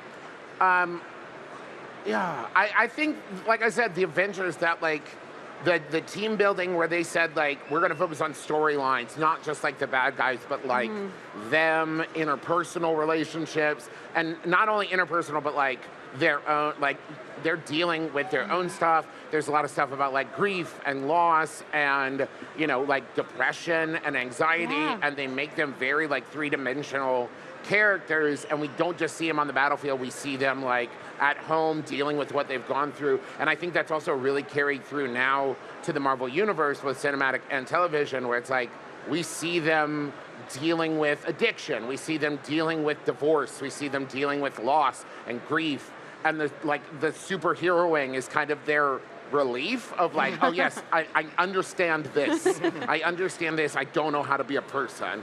And that's so fascinating to me. I think when Len Wein and Dave Cockrum brought back the X-Men for Giant Size X-Men, the visuals were so amazing, and it was a time when we didn't have a lot of new heroes coming along and a lot of new teams. And I've been collecting comics for years at that point. But that was I think that really revitalized the whole comics industry. Also, he's just made me think the X-Men cartoon in the 90s. Oh, yes. Oh, theme song alone. Oh, my gosh. Da-la-la-la-na-na, da-la-la-la-na-na, da-la-la-la-na-na, da-da. And that Thank you, also is one audience. of, like, I fell in love with Gambit watching that one, too. Like, Oh, yeah. I like the idea of a thief give me a movie star superhero or a thief superhero. any day of the week. I'm done. He's got a fun Cajun accent. And a hair window. I think you would Yes. dress A in hair window. You would dig that. And I liked the color scheme. I enjoy Gambit as well. Knee-high purple boots. I enjoy it. It's so good. And he fights with a bow staff. What even is that? He can throw playing cards, but also he has a stick. It's great. Love it. At least they have some blast to them, because otherwise it's just like, stop throwing cards at me. Right. That's, I also like so that rude. It could be anything. He could throw anything. He's like, cards, one of the hardest things to throw. It's like, why not supercharge a baseball? Yeah, anything heavy would be great. Be terrific. Well, so you guys are so good on the Adventure Zone. We wanted to know if you would lend your voices to a little Master Comics Theater for us. Oh, he's taking off the jacket, y'all. You ready for some Master Comics Theater? You know what? Yes. Also, while we set up, why don't you guys give those to the audience? I'm going to say, because I was talking about the Scarlet Witch. Oh, here we go. Yeah. And whip it out there, yeah. Come on. Oh, throw it, Ted. No. We'll get in trouble. Gentle, gentle. All right, gentlemen, if you would join us over here. Oh, okay. Yeah. I'll just meander around the stage for a while. We always do. Here we go. All right. It is now time for Master Comics Theater. Today we present Marvel Tales starring Peter Porker, the spectacular Spider-Ham #1 from the year 1983 by Tom DeFalco, pencils by Mark Armstrong, cover art by Steve Miller. In the role of narrator, it is I, Lorraine Sink. Yes, yes. In the role of Captain America, it is I, Clint McElroy. In the role of J. Jonah Jackal and Bruce Bunny, it is I, Travis McElroy. And in the role of Spider-Ham, it is I, Langston Belton. We meet Spider-Ham on his home planet of anthropomorphic animal heroes. Together with his best feline friend, Captain Americat, our heroes have just foiled the caper being pulled by the Gopher Gang. Moments later... Here's 2 more for you, Spider-Ham. The more the merrier. Thanks for the assist, Cap. Click, click, click. I sure hope my automatic camera caught all of the action. It's time for us to get going, Spider-Ham. The police will know what to do with the Gopher Gang. Soon. The worst part about the superhero biz is having to change clothes all the time. What a bore. But we can't worry about that now. Peter Porker and Steve Mouser are due at a meeting with J. Jonah Jackal. Oh, gosh, Steve, it must be awfully hard to conceal your shield while you're in your civilian identity. Oh, not at all, Peter. I just strap it beneath my suit jacket. My tailor is very good. Sometime later. At last, you're finally here. What's wrong with you two? Don't you like working here? Don't I pay you enough? Where were you, Mouser? You're my best reporter. Porker, you're not a bad freelance photographer, but you can both be replaced. We're sorry we were late for this meeting, Mr. Jackal. It couldn't be helped, JJ. I don't want your excuses. Never let it be said that J. Jonah Jackal doesn't have a heart as big as all outdoors. I'll just forget this unfortunate incident, as well as your next paychecks. Now, about your assignment. I trust you both heard of Video City, the super arcade. 5 floors of the most sophisticated arcade games in the world. A video addict's paradise. Someone wants the place closed down. There have been recent reports of sabotage and a mysterious masked marauder. The 2 plainclothes heroes head over to the heavily protested arcade to uncover the masked marauder and get the scoop. We meet our heroes with Mr. Rodent and Ms. Groundy being welcomed around the Video City by employee Mr. Bark. Since I don't have time to show you around personally, I'll turn you over to my chief electrical engineer, the man who designed most of these games, Dr. Bruce Bunny. Hi, everyone, and welcome to Video City. I'm sure Mr. Bark told you that we have the most complete collection of video games in the world, including many of our own design, like Gamma Gambit. Follow me and I'll give you the cook's tour of the place. Much later. Video games serve many useful functions besides entertainment. They stimulate the imagination, develop hand and eye coordination, and they help to teach us how to operate computers, which is a valuable skill in today's business. Isn't that right, Mr. Rodent? Mr. Rodent, he's gone. He's not the only one. Miss Groundy's missing too. Steve, my spider sense didn't warn me of any danger. That means those two must have slipped away by themselves. While we weren't watching, but why? I'd like to help you look for the others, but I've got to get back to Gamma Gambit. The masked marauder has been causing so much damage lately that I haven't had time to work all the bugs out of it. Slam! Hey, let me out of here. Goodbye, Dr. Bunny. Gloved fingers activate the Gamma Gambit, firing it to full power. Trapped within the unyielding machine, Dr. Bruce Bunny is bombarded with the full force of the mysterious video rays. Strange, awesome changes take place. Changes in the very atomic structure of his body. And then, kaboom! Bruce Bunny is no more. In his place stands the most dangerous creature of all time, the Incredible Hulk Bunny! Meanwhile... Steve, I'm sure I heard an explosion. So am I, Peter. I think it's time we changed into our costume. We'll cover more ground if we split up. Happy hunting, Cap. Nothing so far, and uh-oh, I spoke too soon. My spider sense is warning me of danger, a lot of danger. Whatever's coming in my direction is big, mean, and angry. Very angry. Boom! Holy cow! It's some kind of huge, monstrous, hulking bunny.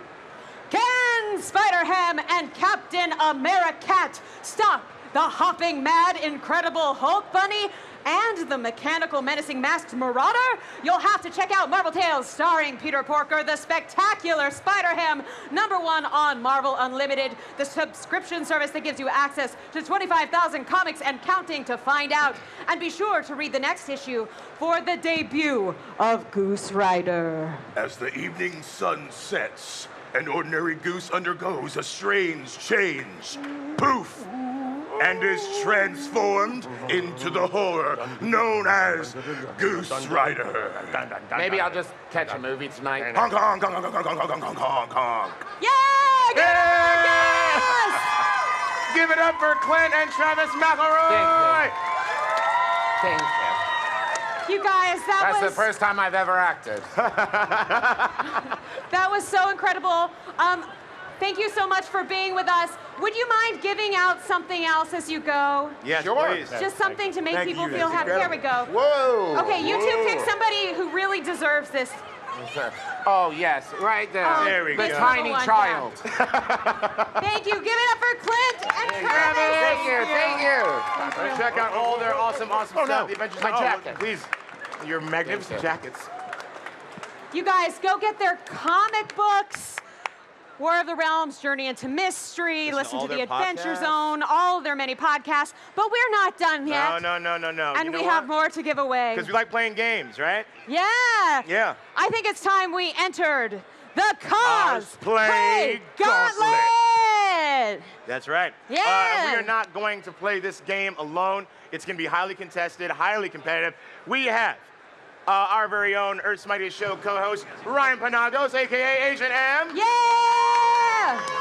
Oh, boy. We also have Marvel Games Ryan, come back. correspondent. You've seen him all weekend long. He's doing a lot. Please welcome Josh Chalet, the one-man power plant, Josh Chalet. Oh, boy.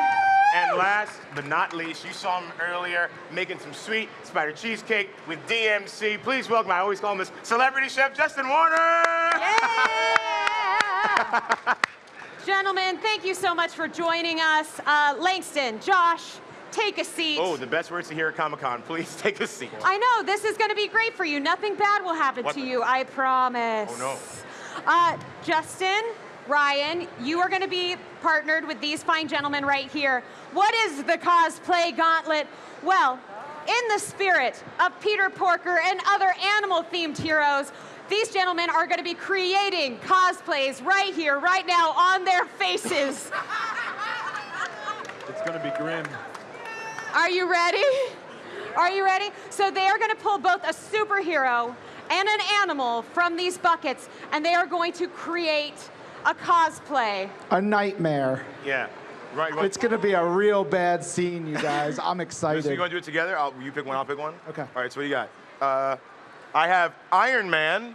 I have turkey. Whoa! Iron Man turkey! Strap in, kids. Strap in.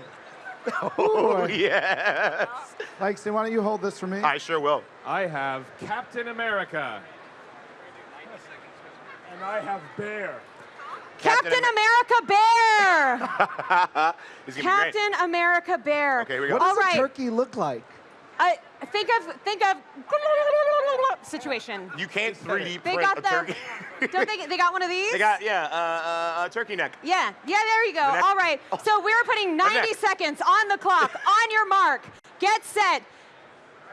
Cosplay! Here we go. All right, so you guys think about what you want for your design of your characters. God. Ryan, that was so violent.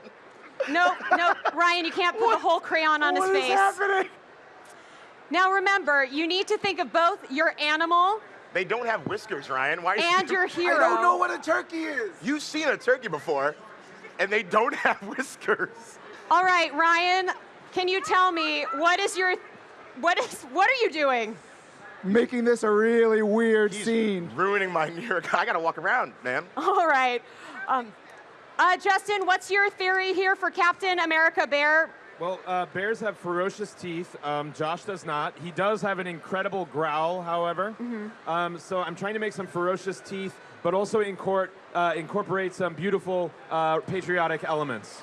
Excellent. Sorry if it hurts, bro. Josh, how do you feel at this moment? I feel like Captain America is coming to full bloom. Oh boy. You guys have got 30 seconds. Langston, how you doing? Oh, you have a mic. I'm sure that I look like a nightmare engine right now. So I apologize to all the small children and people who are just so tired that their minds are pretty much susceptible to all forms of outside stimuli, both positive and negative. So I apologize for my appearance right now. 10 seconds. 8, 7, 6, 5, 5. 4, 3, 2, 1. That's it. Crayons down. That makes no sense. I did not know it was possible to slather crayon on someone's face. Ryan was just going like, bleh, bleh, bleh. Can I see what we look like? Oh, no. You got, boy. What? All right. You guys, we gotta figure out who is the winner, though. So what I need from each of you, let's pull these chairs aside. I need to see Both what of we you. look like. Here we go. All right. So, first of all, what is your... What? I need to know, between the teams here, what is your actual superhero name? Oh, I am Turkey Stark. Turkey Stark, all right? Turkey Stark. Iron Man is fine. All right, Iron Man, Turkey Stark. No, got the it. Iron Gobbler. The Iron, oh, yeah, there we go. The Iron Gobbler. In a world of desolation. Oh, in a world... Testing. Bears are not Let's try a different In a mic. world of there we go. desolation, one bear needed to save America. So he put on his big Not the bear orange? head and said, "Call me Captain America." All right. Okay. Okay, I like the commitment. I They like got the real commitment. weird and Captain like America Bear, yeah. husky. Yeah. All right. So, Ryan, come join me over here with Justin. Yes. I'd like to know what is their catchphrase? Our catchphrase, yeah. Their catchphrase for Captain America. Captain America's catchphrase is "Our Avengers are our symbol." Also, Well Josh, done. do you think bears bathe themselves the same way as cats? They do that. Yeah, you know, bears, how they Hashtag lick Earth's their Mightiest paws Show. If and... you find a bear in the woods going, I'm a bear, then I will give Josh $200. How do they clean their ears? All right, Okay. Ryan, what is the catchphrase? Hey, y'all. Gobble, gobble. I'm Iron Turkey. I like it.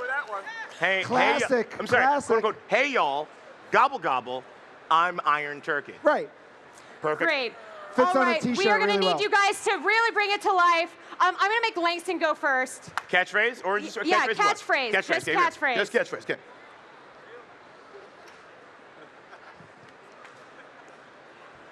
Hey y'all.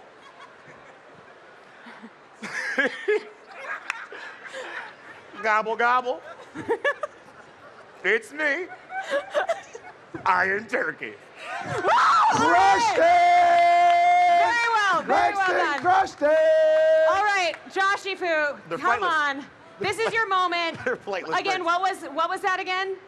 Our fingers are symbol. All right, Josh, this is your moment. Really sell it. We got to wrap up quickly, though. Rangers assemble!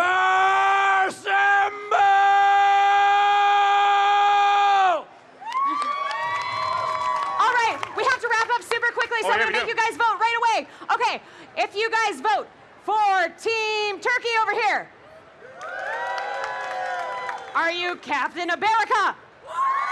Oh, that is clear. Captain America wins, which means Josh, Justin, you get to give away this awesome Bishojo figure to somebody special in the audience. Thank you so much for watching Earth's Mightiest Show, and keep watching here at Marvel Live.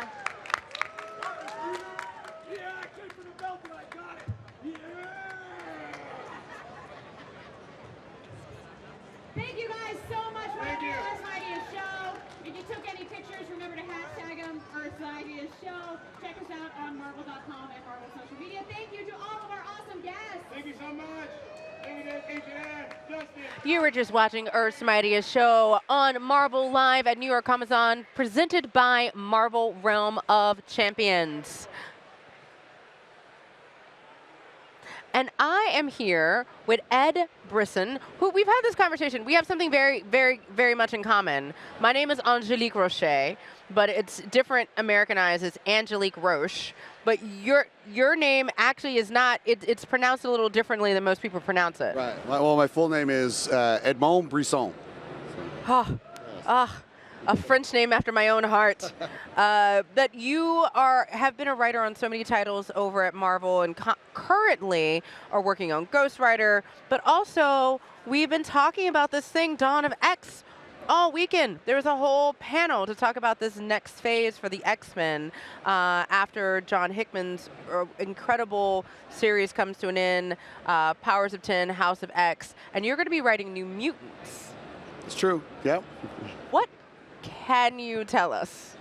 Well, what I can say is we're going to be starting out the series with the core team of the New Mutants. The one team that everybody loves. Somebody's missing. It's Cannonball, and Bobby wants his friend Cannonball to come to Krakoa and experience the greatness that is Krakoa for mutants. So the mutants hitch a ride with the Starjammers. And they are headed out to Shi'ar Empire to get Cannonball, bring him back. Of course, Starjammers being space pirates, That's a thing. They get into some shenanigans that sort of waylay our heroes. And so we'll have a sort of 4-issue adventure in space. Then Jonathan Hickman and I co-wrote the first issue. He'll be taking the space journey to its conclusion. And then I'm doing a separate story, which involves Armor, Glob Herman, Maxime and Manon, which are 2 characters that I introduced in Extermination. And they are acting as sort of the welcome wagon to Krakoa. They're going out and they're finding mutants who are abroad, who haven't come into Krakoa, and sort of spreading the good word about Krakoa, trying to convince them to come back and live with everyone else there. You mentioned one of my favorite X-Men, and I know this sounds very weird, but I love me some Glob Herman. I really do. Such a gentle, gentle soul. We've talked about this idea that Glob Herman has chickens in one of your books, and poor Marcus Toe interviewed him about just his idea of how do we draw chickens, but why chickens? He could have had so many other pets, but you decided on chickens. It's actually something that came from my own life, that my wife for a long time was really pushing to get backyard chickens. I wasn't having it, but it seemed like there's something I really like about the idea of Glob sitting on a bench feeding chickens. I don't know what it is. It's just that image popped into my mind. I couldn't get rid of it, and so I was like, we're gonna have to give him chickens at some point. So He's a gentle soul and a very sweet, sweet, sweet X-Men, that Glob Herman. He's my favorite. I really do adore him. That just a skeleton in his waxy casing. So you've written on a number of titles, which I think is, I mean, and across the board, right? So you're writing this cosmic story with Ghost Rider, but we were just talking about you really like writing more down to earth stories. Like, tell me a little bit more about that. Yeah, I don't know. There's just something for me about when the feet are on the ground and you really delve into the human side of it. And sometimes I really like, my editors don't always like this, but small stakes with large consequences. And how they ripple out through someone's life and how they can change something. Something that can seem small can completely alter someone's life for, going forward. And there's something in that I always find interesting to delve into. So it doesn't always have to be massive explosions or a planet-ending threat.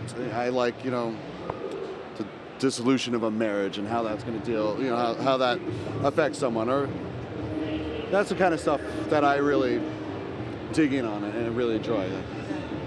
That's really awesome. So for you, you've clearly been a comic book fan for a very long time. Yes. It's not your first time to the rodeo.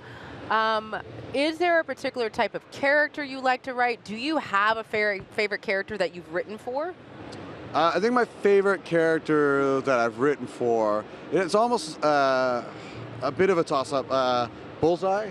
I loved writing Bullseye. It was so much fun because we could just talk about go crazy. Big consequences. Yeah. And Logan. I think Logan, because he's such a quiet, introspective person. He's also Canadian, which is great. But I think there's just something about Logan that was, I found it really easy to get inside his head and sort of play around with him a little bit. It's probably Logan at the top of my list. Dope. Well, I know I, for one, am really looking forward to Dawn of X and looking forward to New Mutants coming down the pipe. And thank you so much for being here with us on this last day of Comic-Con. All right, well, thanks for having me.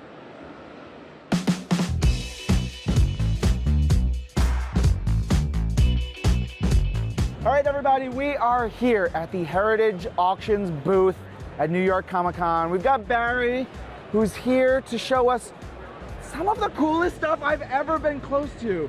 Oh my gosh, I'm shaking with anticipation and excitement because we're celebrating 80 years of Marvel history this year, and you've got the beginning of it all. Yeah, You've got a Marvel Comics #1. Absolutely. Not just a Marvel Comics #1. What is this? So we've got the highest graded copy that's come out to date. It's a 9.4 out of 10.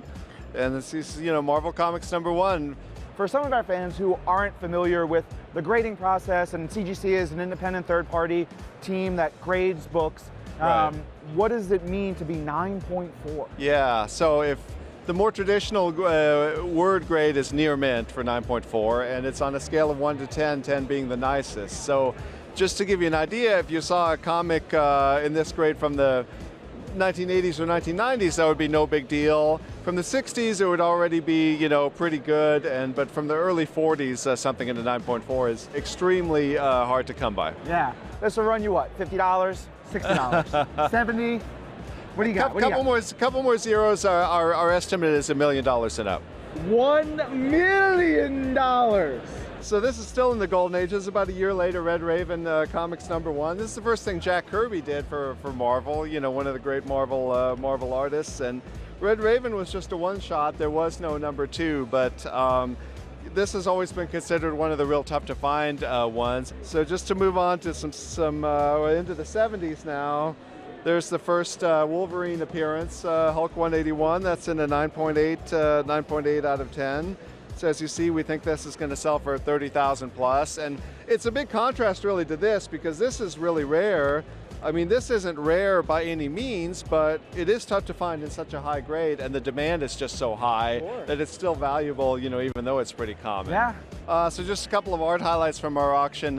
As you probably know, not all of the art from way back then even exists. So here's a Tales to Astonish pinup page featuring old greenskin buddy himself, the Hulk. And this one is, it's not signed, but we're attributing it to the great Jack Kirby. And then this is another jaw dropper. So here we got the origin of Doctor Doom from Fantastic Four Annual 2.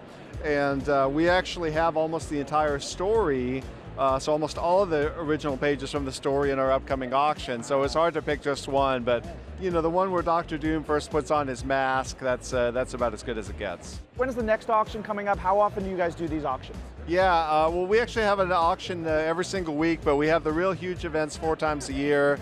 So this is coming up this November, and HA.com. You can check out every lot, and you can even put in your bid right now. All right, I'm gonna put down $50 for Marvel Comics 1. I'm feeling real good. We'll see how it goes. Barry, thank you so much. All right. Appreciate it. Really, honestly, this was like a dream. I'm just gonna ogle these for a while. I'll see you guys later.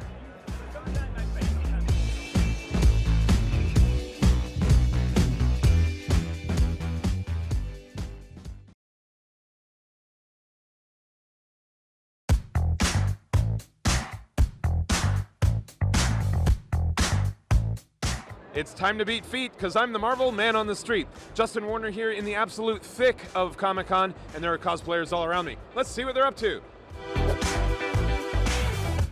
In what state was your costume last night? It was pretty all over the place. I actually had to put everything together this morning. My arm was actually falling apart on the inside. It kind of still is.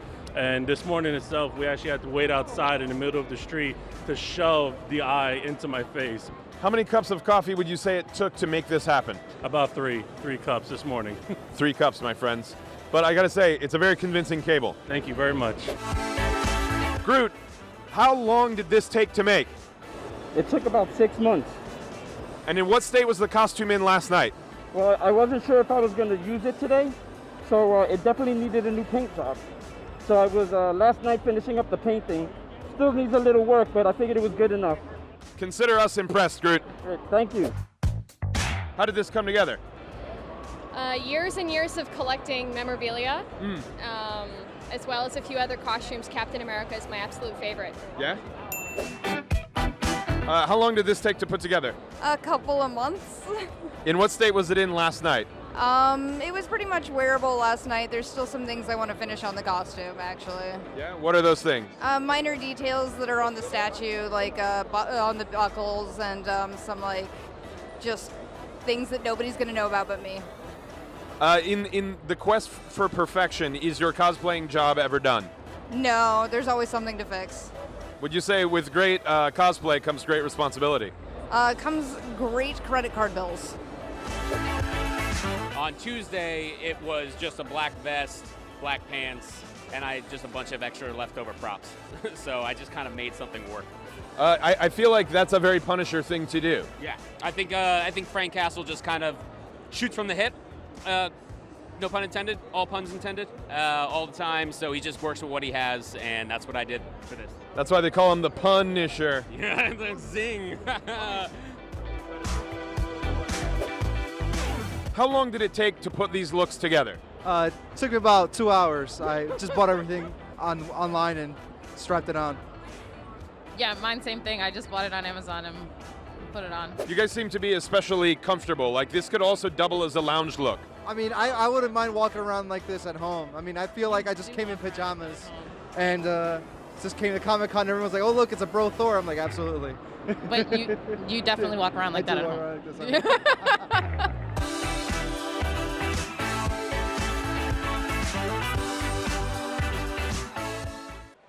Welcome back to Marvel Live. I'm Angelique Roche. I'm Langston Belton. I'm Justin Warner.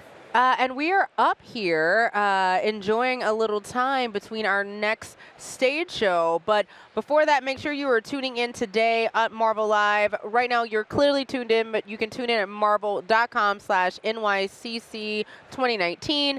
12:45 to 1:15, we're going to have Marvel's Iron Man VR behind the script with our other co-host, Josh Soleil.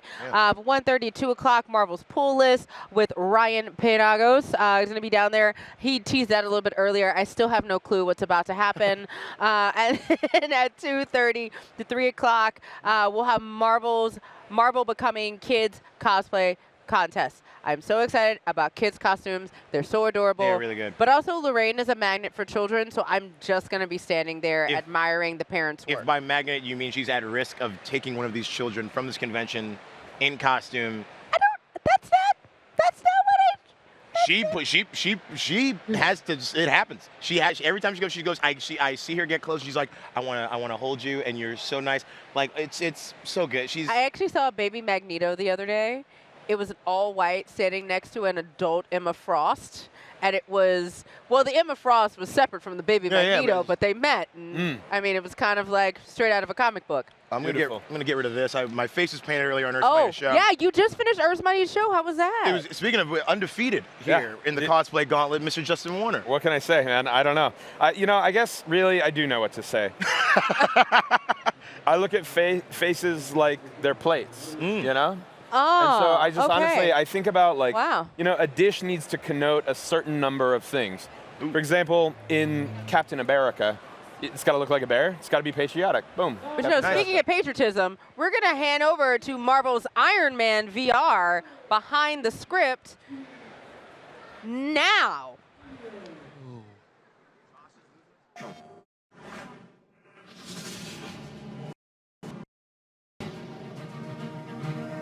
Morning, sir. Our travel time to Shanghai is 11 hours, 15 minutes. Told you we should have taken the faster flight. I think the board prefers you wear a more conventional suit to these company meetings. You can't outrun your past. Friday, tell me I didn't just imagine that. Negative, sir. Sir, incoming! A little late, don't you think? Friday, suit up, now!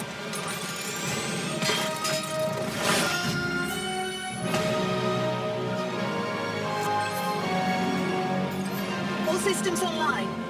Time for the hero thing. Sir, hostiles inbound, 10 o'clock. So much for a hero's welcome.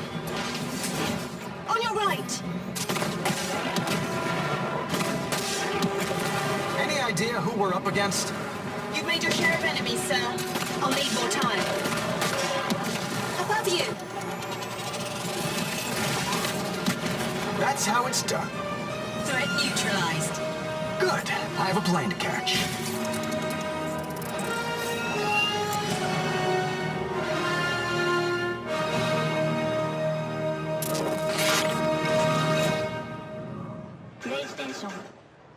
What is up, New York Comic Con? Yes! Welcome to Marvel's Iron Man VR Behind the Script. I am Josh Soleil. We're going to get into this game and talk about all the juicy, good stories, gameplay, and all of that. So to join me on this stage is Ryan Payton, Creative Director of Camouflage, and Bill Roseman, VP and Creative Director of Marvel Games. Oh, look at that flight. Look at that flight. Oh, stabilize, and punch down. That was nice. Gentlemen, hello. Long time no see. That's right. Greetings, Josh. How are you? Last day. You holding up okay? Yeah, doing my best. Too much yelling. I like that T-shirt. On brand. I mean, I like your guys' T-shirt. Hey, twins. We're twins. See, these are pretty cool, right? Woo! All right, so let's start with the basics. Yeah. For those of these fans who don't know Marvel's Iron Man VR, what is Marvel's Iron Man VR? All right, well, Marvel's Iron Man VR is all about taking the awesome things about playing as Iron Man. The flying and the shooting and the rocket punching, the ground pounding, and that three-dimensional HUD, right? And also being Tony Stark, and then smashing those together with the great things about VR and PlayStation VR, which is those move controllers, so you can do all the flying and the shooting and the ground pounding and rocket punching, and then also with the VR headset. You're in that three-dimensional HUD. And finally, with VR, there's a sense of immersion in VR, right? So being Tony Stark, not just playing as Tony Stark, but being Tony Stark and looking down and seeing your body and seeing your hands and hearing your voice as Tony is really all about what the game is all about. So it's just not the action and the Iron Man simulation. It's also about Tony and that full AAA level VR content in a full campaign as well. Yeah, I mean, simply put, I like to think about it is it's the ultimate wish fulfillment that lets you do what you pretended when we were all 8 and 9 years old, and maybe today, is putting you inside the armor. When you put on the PlayStation VR headset, it is just like putting on Tony Stark's helmet. And yes, you. In addition to that, you get to be Tony Stark. You get to be that millionaire inventor playboy. You get to walk around the mansion. You get to go to all these international hot spots. But there's something special about you put on that helmet, and it's the first time you've ever really got to experience having that light up HUD. You've seen it on screen. You've seen it in the comics, but when you put it on and it wraps around your face and you get to fly and blast as Iron Man, you really believe, because you are Iron Man. I got to play this game at San Diego, and I got chills when in the beginning, when you see all the logos coming up and you're going along the water and you're gliding down. Exactly. The feeling you get, you encapsulated it perfectly.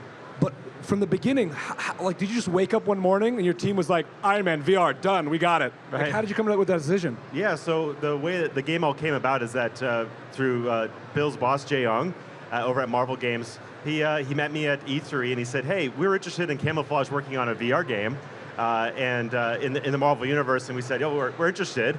And we came back to the team and they said, well, but if it could be Iron Man, what could be more perfect for VR than Iron Man as a character, right? So we went back to Jay, and Jay said, hey, thanks but no thanks. Iron Man is our crown jewel for VR, basically. And you guys are good, but you're not to that level that I want you to be at. I'm like, okay, challenge accepted. Mm-hmm. What would we need to do in order to convince you of that? And he said, well, you're not going to get it, but a great pitch, and then also an amazing, the best prototype I've ever seen of VR for Iron Man.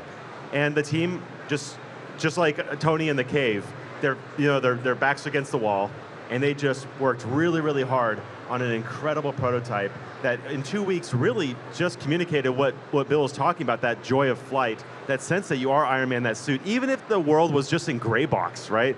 We got that sense that players were playing as Tony Stark, even in this rough capacity. So when we took it down, we rented a minivan out of Seattle Airport, drove all the way down to LA with the VR equipment in the back seat. We pitched to Marvel. Thankfully, they loved it, and the rest is history. That's right. That really shows that at Marvel, we love to give opportunities to talent across the board in all our divisions.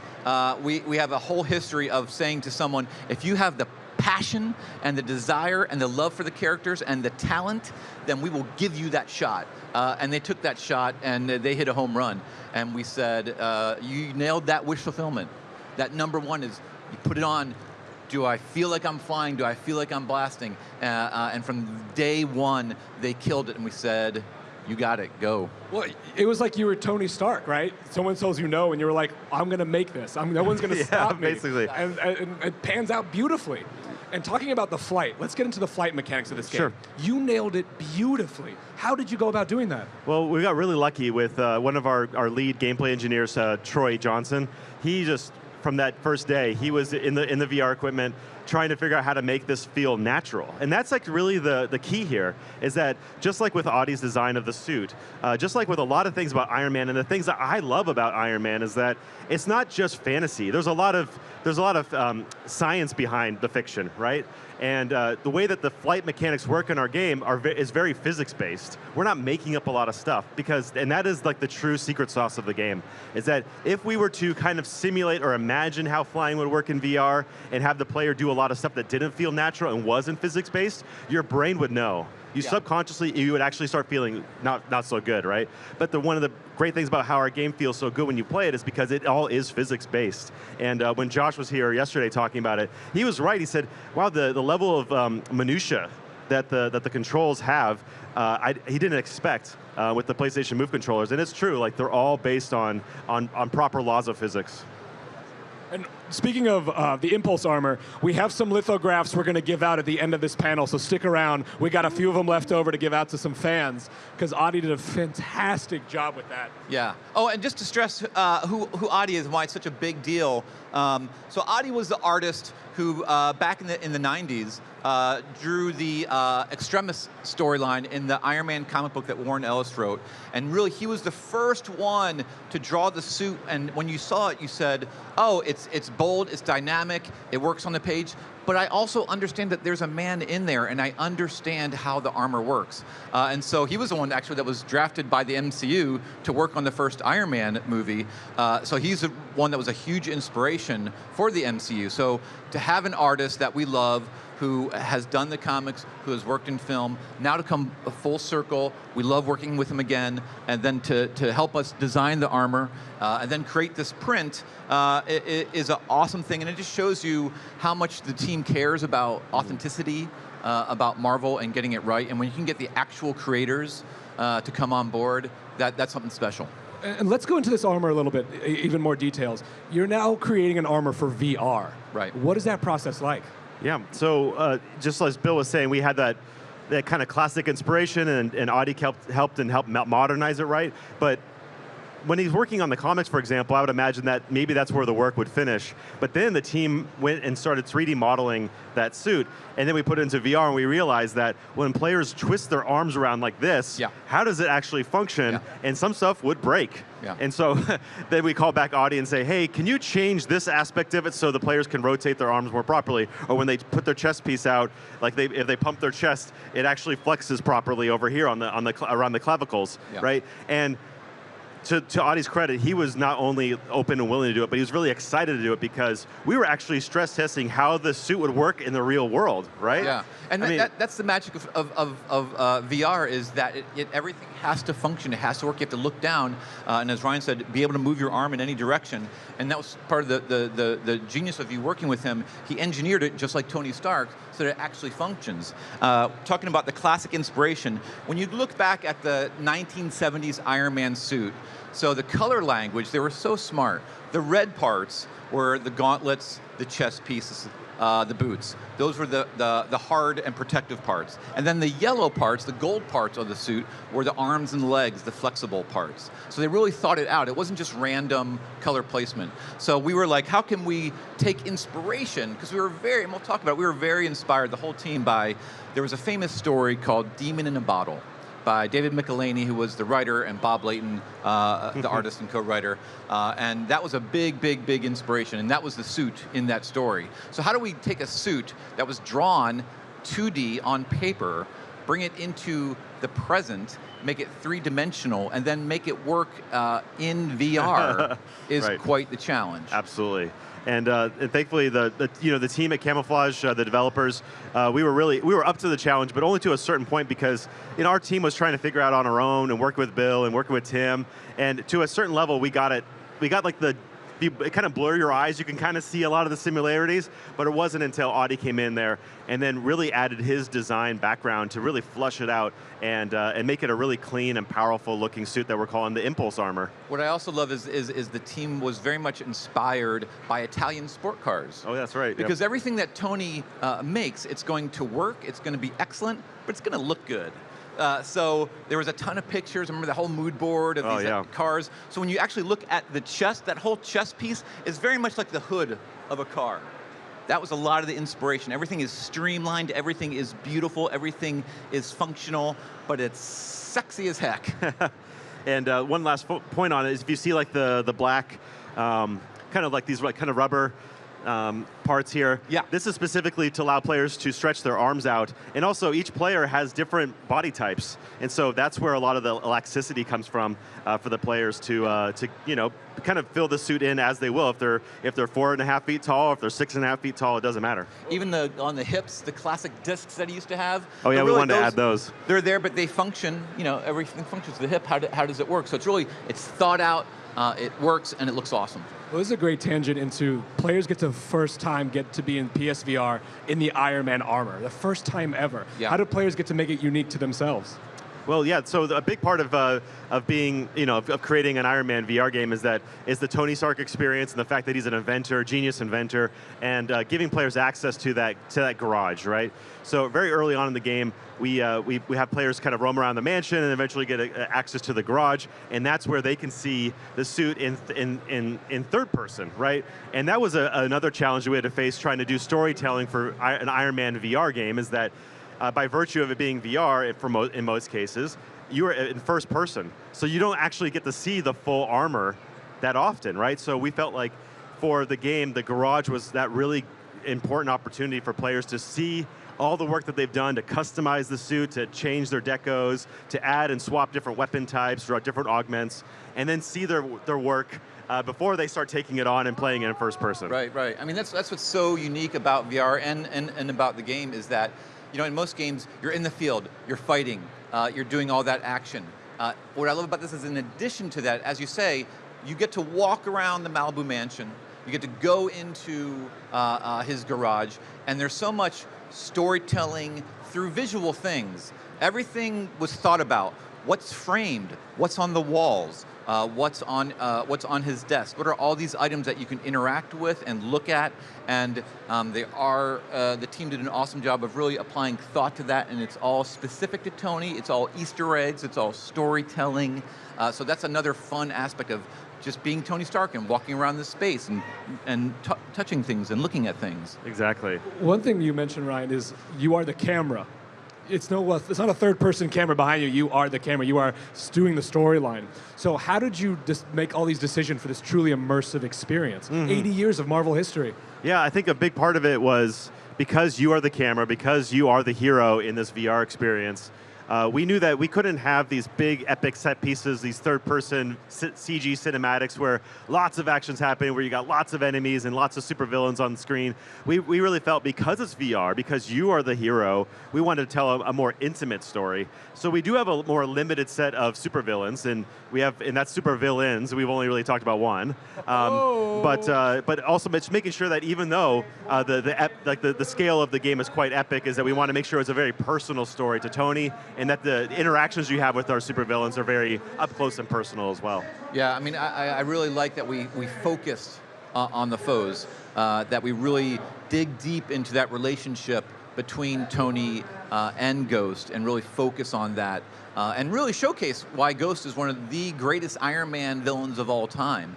And even though you say, I mean, I think there are moments when you talk about filling the screen with a ton of villains, but there are moments when you're flying and those drones are around you. Like when you're at the helicarrier and the drones are everywhere, you're trying it's freaking crazy. And you're trying to save the plane and they're all around. It really shows you how difficult. It's like everyone thinks, oh, it should be easy to be Iron Man. You're in your armor and you're just shooting, but it's just because you're in the armor doesn't mean everything's going to happen automatically. You have to make choices. You have to aim. You have to make it happen. So the armor is just as good as the person inside it. And so that's where the player comes in. How are you as Iron Man? What are you going to do to your suit? How are you going to upgrade it? It's so cool on the gauntlets. There's many things you can swap out. There's all sorts of missiles and bombs that you can pick that give you different offensive and defensive capabilities. And it's up to you to decide how are you going to play. What's your Iron Man? Right. And how are you going to can use those things? Because they don't just go automatically. You have to decide when to fire at the moment, where you're going to aim, all that. Oh, hey, can I borrow your mic to do a demonstration here? One of the really cool things that the team came up with was using the PlayStation Move controls. Most games when you're shooting in PlayStation Move, you're kind of doing this, right? But they thought it's more natural for players to feel like they're actually holding the repulsor, so you hold the controllers up like this, and so that's how you fire repulsors. But a lot of like rockets come out of the forearm of the player, right? So they had this great idea that instead of having the weapon change be a button press, what if players shoot their repulsors like this and then tilt their remove controllers down and then fire out of here? So it's that's all credit to the team. And at first, I hated that idea, and they beat me down, and they were totally right. But it's another example of immersion, that you are actually doing the motions that Iron Man would have to do. Yeah. And it's not just Iron Man, there's also Tony Stark in this game. Right. Yeah. and players get to play as Tony Stark as well. How do they play differently? Yeah, so, do you want to, I got it, so I got it. So for the game is kind of broken up as kind of like, I guess, like a Halo game, for example, or Metal Gear, where you've got your big action moments, right? Your big missions that can take anywhere from 20 to 45 minutes in terms of like the different big set pieces we have. And then interspersed between there, you get your Tony Stark campaign moments. And that's where the suit comes off, and you look down and you see your full body Tony Stark there. And now you're exploring environments and you're interacting with a lot of classic Marvel characters. Right. And we want to make it so it wasn't a strictly linear story experience as well, because again, you're in VR and you want to like play with stuff. You want to kind of touch, kind of poke at the boundaries of VR. So we have these really great set pieces, these great stages that players have always wanted to be in, like the mansion, like the garage, like the helicarrier bridge, where you're hanging out with Tony Stark and making jokes and having him yell at you. I mean, that's part of the core experience as well, obviously. And one of the interesting challenges that we have still not figured out how we're going to perfect is players want to have these great Marvel moments, but they also want to be able to explore these environments and kind of just tinker around and mess around with these objects, and have these little Easter egg moments and have Tony say funny things about certain things. And having that balance is, I think, what the next few months of development is really all about, is making sure that players have that great top-line story, but also for players who are really paying attention, like, wow, this is actually filling a lot of the fiction as I'm interacting with this world. And where Marvel was so unique, starting back in the 60s when they brought the Marvel Age with the heroes, they, Stan Lee and Steve Ditko and Jack Kirby, they were determined to put the human in the superhuman. And it was revolutionary at the time. They made you care about the person before they got their powers. You know, you like Steve Rogers before he gets the super soldier serum. You meet Peter Parker and you like him before he's bitten by the spider. In our case, you know, you meet Tony, you care about Tony before he goes into the cave. And so those moments, I think the writing team, Brendan Murphy and Christos Gage, who came in later, did an awesome job of making the Tony moments just as important as the Iron Man moments. And that's what we love about Marvel. We care about these people that are inside the uniform. We worry about what's happening up in the sky because we care about them when they're on the ground, and their supporting cast. So all of the scenes are all driving the story forward, are upping the drama, are exploring who Tony is as a person. And again, to talk about that supporting cast, it's not just Tony. You get to interact with his AI Friday. There is, of course, Pepper Potts. There is Nick Fury, who you meet in the helicarrier. And it's really these different people, including Ghost, who really challenge Tony, push him forward, challenge him to be the best person he can be. Ghost is the one that really pushes him. She challenges his worldview. She's saying that, no, you can't just turn the page and build upon your past to try and be your better self. She is the Ghost from the past. And Tony's like, no, all of us, every day we have an opportunity to be our best selves. We may have stumbled yesterday, but that doesn't mean that today we can't get up and move forward. And that's a very inspirational thing. And Ghost really challenges him with that. And in the same way, I think Friday and I think Pepper all challenge Tony. He's got this sort of support team. It's really the women in Tony's lives who are behind him, who support him, who challenge him. And you go on this journey and you realize, you know, Tony is he's an egocentric guy. He truly believes that he himself can save the world. That's a noble thing, but he needs to realize that you can't do it alone. And it helps to have a team around you. Well, should we cue up the story trailer? I think it's time to show that Tony's at the heart of this story. That's right. So we show these fans the story trailer that we showed earlier at Madison Square Garden, which is gorgeous. Let's cue it up right now.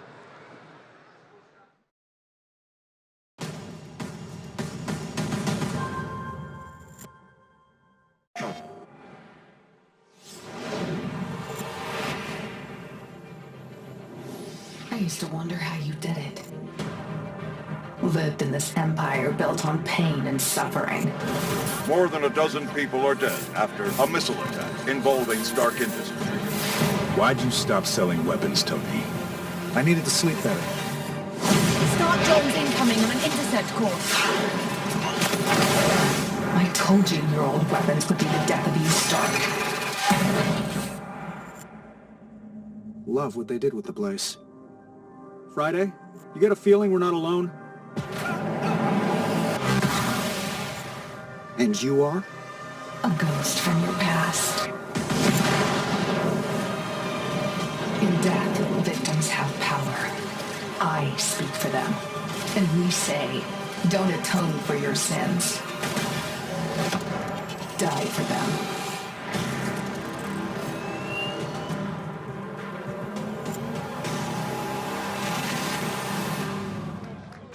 February 28th, 2020. I cannot wait. I cannot wait. So I want to talk. Oh, there we go.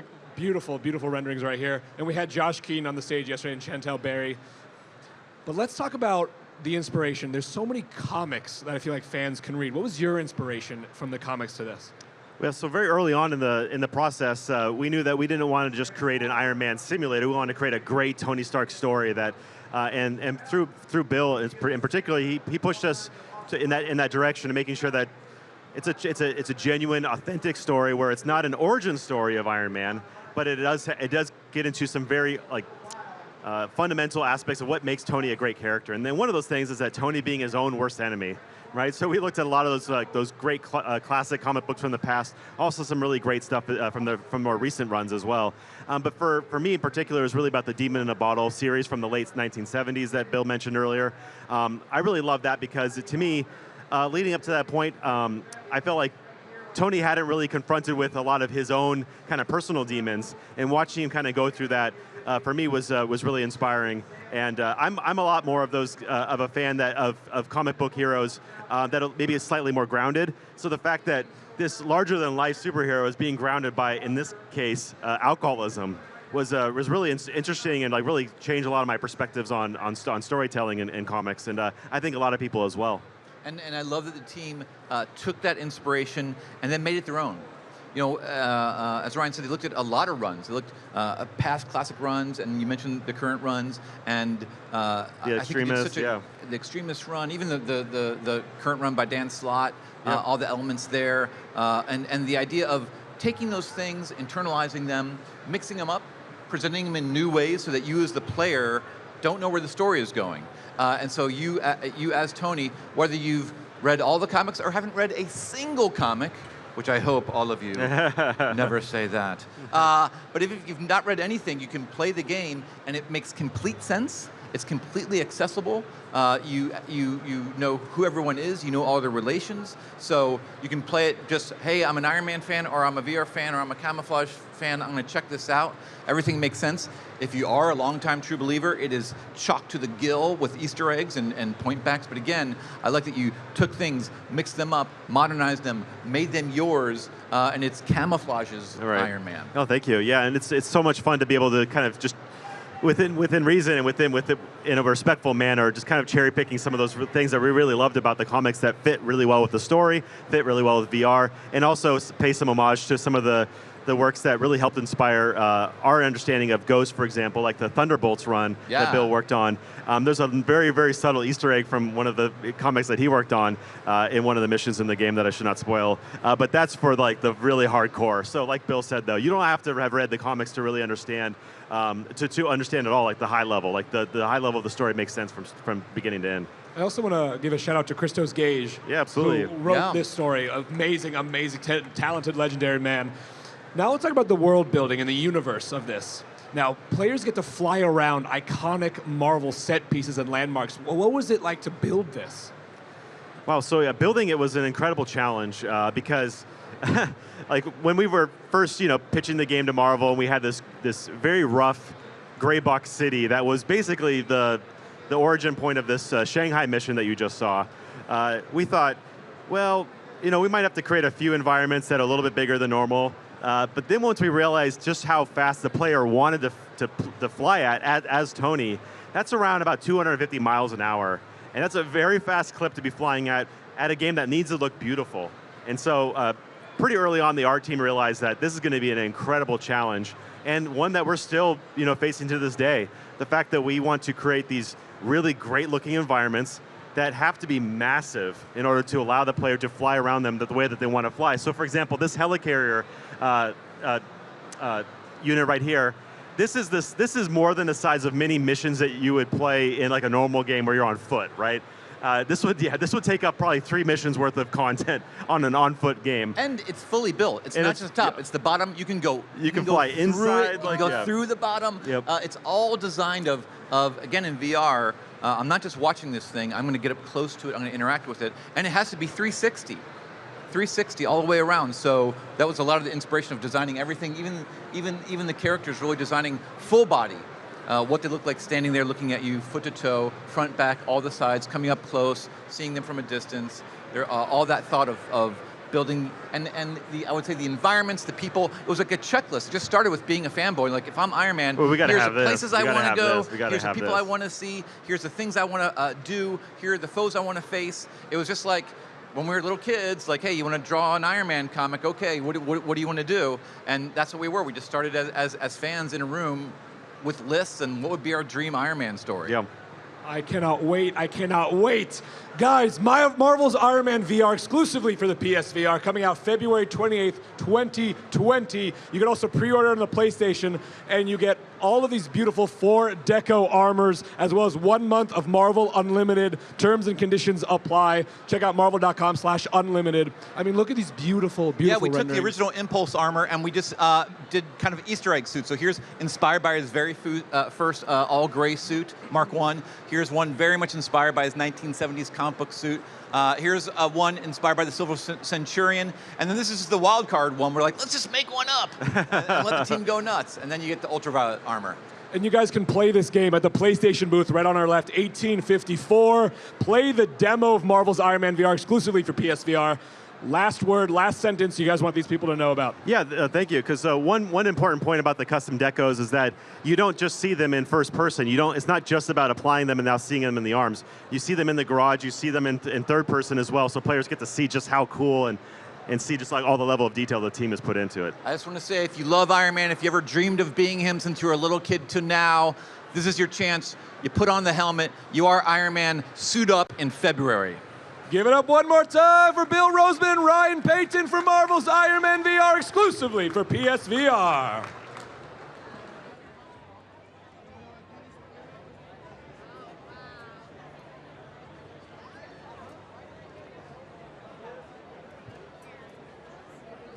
You were just watching Marvel's Iron Man VR behind the script with Josh Soleil and all the amazing, well, not all of them, but most of the creatives behind putting together the story.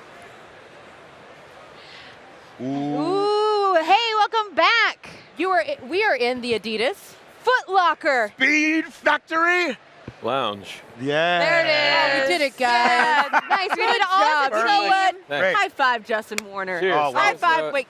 I was Wait. like No. four-way high five. Okay. You can do a high No. five. Now let's You know all do what? this on the ring. We're not There we that go. coordinated. I know. No. We don't have to be. We tried. You know what? Teamwork makes the the dream dream work. work. We've had such an amazing weekend here at New York Comic Con 2019.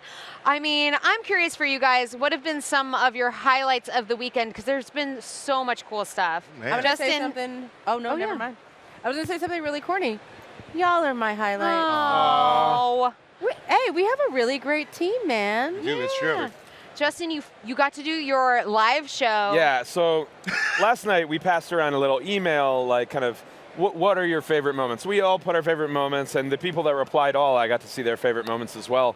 But I didn't reply all, so my favorite moments are still a secret. Really? Yes, but I need to amend that because seeing DMC, of Run DMC, eat my cheesecake, and then freestyle rap the end of Eat the Universe, incorporating as many Marvel characters as he could, was just like, I think they have to clean my brain off the Jumbotron there. But was that a because highlight of a con, or was it a highlight of your life? yeah, you know, I don't know. It's still kind of settling in, to I can be say honest one of with my you. highlights was seeing you behind DMC rapping, holding up the Marvel, Like- being his hype man. It was so great. I It don't was know if awesome. I'm going to add that to my resume, but Not hype man? it was No? very fun. No, Chef, you could be a hype man. 10 out of 10, all right. man. Well, we'll see. Anyway, yeah, that was incredible. There have been so many moments, though, guys. Also, like, I have to say, Justin Warner is now the most wins in the cosplay gauntlet for Earth's Mightiest Yep. Show.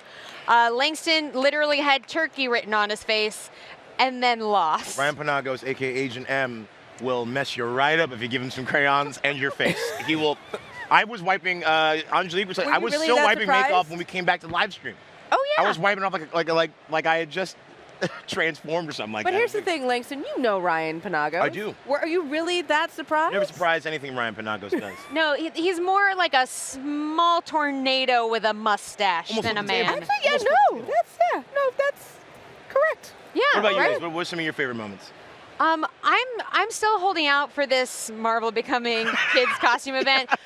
It's going to probably be a little bit after the live stream, but I'm going to share some pictures later on my Instagram. Look out for it because it's one of my favorite things that happens at the con. I'm going to borrow Just, I'm gonna be with the Dude, kids. I was They're so cute. I was defending you for a good 3 minutes about not stealing someone's child. I have never stolen a child. same level I as would your never. lawyer, Not still children, but the children in the contest are really that cute. The parents have done so much work on their tiny, tiny costumes.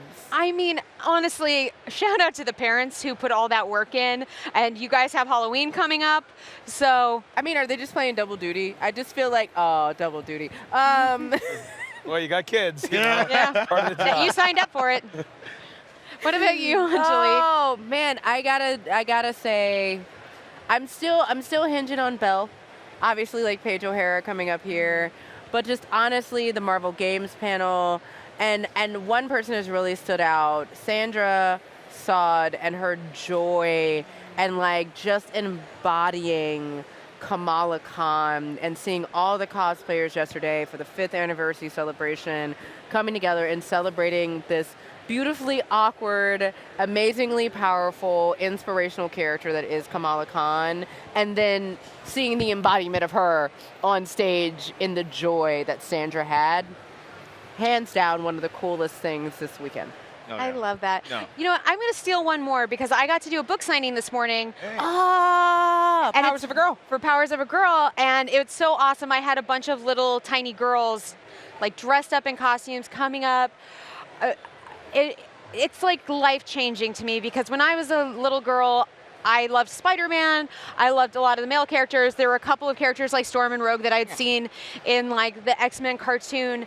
But like to have this now and to share it with young people it feels really magical. It's really nice. You were changing the lives so of small humans, and it's so good. Yeah. It's magical to me just anytime I'm out wherever fine books are sold to see your book there and be like, wow, like that's my pal, that's my colleague, and this is a book that is inspiring kids and people and girls, and it's just pushing everything in a great direction, you know? And I think it's cool when you can have that sort of like, you know, societal nudge, you know? Thank hip you, check? Was that a Justin. societal hip check? Yeah. You mentioned the Kamala Khan cosplay. Oh my goodness. Yeah.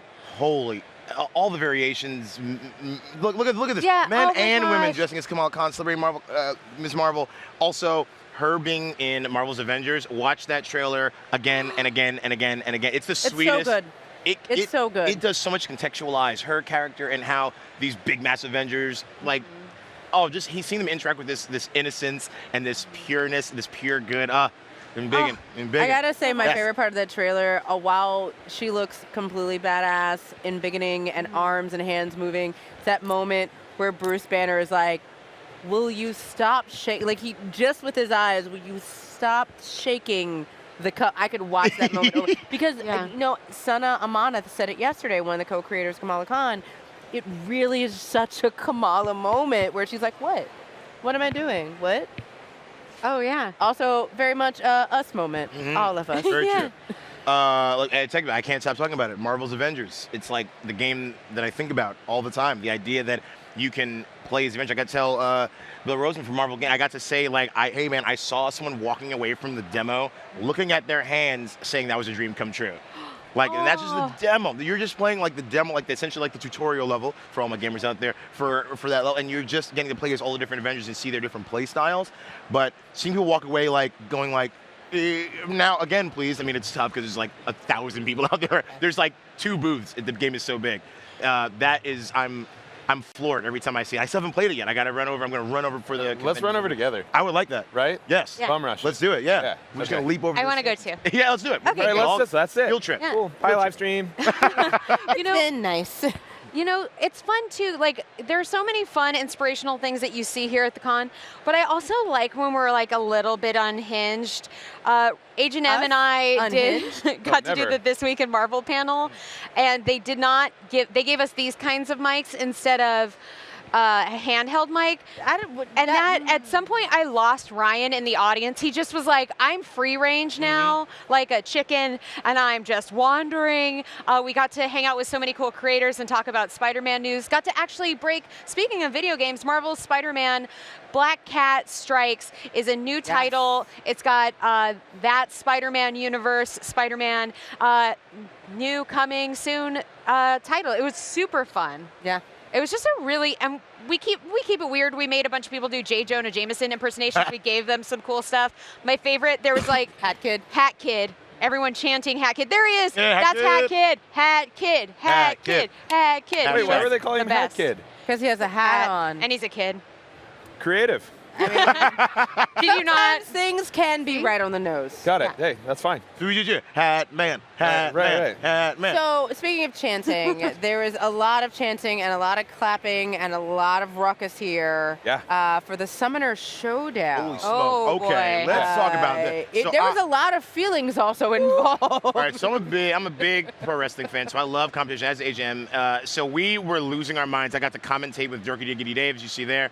2 challenges. All 9 of these summoners over 9 weeks. We flew out all of these players from Marvel Constant Champions out to the Marvel office. They competed in these really, really tough challenges, and we whittled them down to 9, then to 3, and then to 1. There you see DT Melodic Metal with that trophy. Look how packed the booth was. We were running around. We were running across the stage, screaming.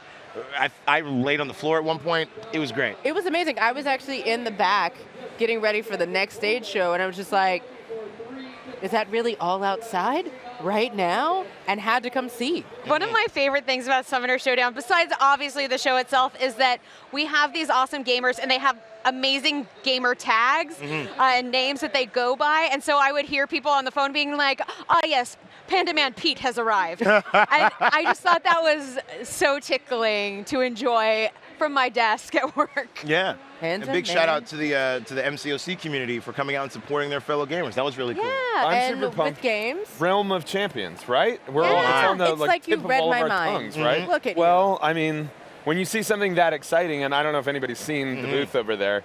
I haven't gotten to go. I'm going to do that too. So let's go do that together. We'll do that. Y'all And then we'll go play the game. Avengers, then we'll tag out. Because we have to go swear our allegiance to a house. Yeah, Have you decided yet? Yeah, I haven't picked a house yet. So there's like the Gamma Horde, there's the Patriot Star Garrison. Prime. There's Pyramid X. Pyramid X. The Spider Guild. That's where Josh Soleil saddled up with the Spider Guild. Do you remember the magic one? Temple of the Shanti. The Shanti, that's right, obviously. That Sorcerer Supreme looks pretty amazing. The Maestro statue. There's a giant Maestro who killed King Hulk. It's very cool. See, I'm having a hard time deciding because I feel like Gamma Horde makes sense because I like to smash. Like when I play a game, I love to be a big bruiser. I love to be the barbarian. But I also just, in theory, like fantasy and magic. So then I'm like, ugh. Yeah. It's hard, but also X. I don't know. But they gave me Pyramid X, and you get to play with Storm. But it's not just Storm. It's Storm as a horseman of the apocalypse. Oh, snap. And it's because it's in the theme of apocalypse. Yeah, so she's got all these amazing, cool, like hieroglyph looking tattoos, and she's blue, but also like there are pieces that you can replace on her that are part metal, mechanic. It's intense, and all of her hairdos are in the customizations. All of them. And if anyone knows me, they know that I love changing my hairdo. It was made for me. Literally. Yeah. And what are your guys' recommendations for what people should pick up after the con or look out for? Ooh. I mean, so many comics, right? So many comics. I mean, I will say definitely read Absolute Carnage. Yeah. Because that event is going to be a lot of cool stuff.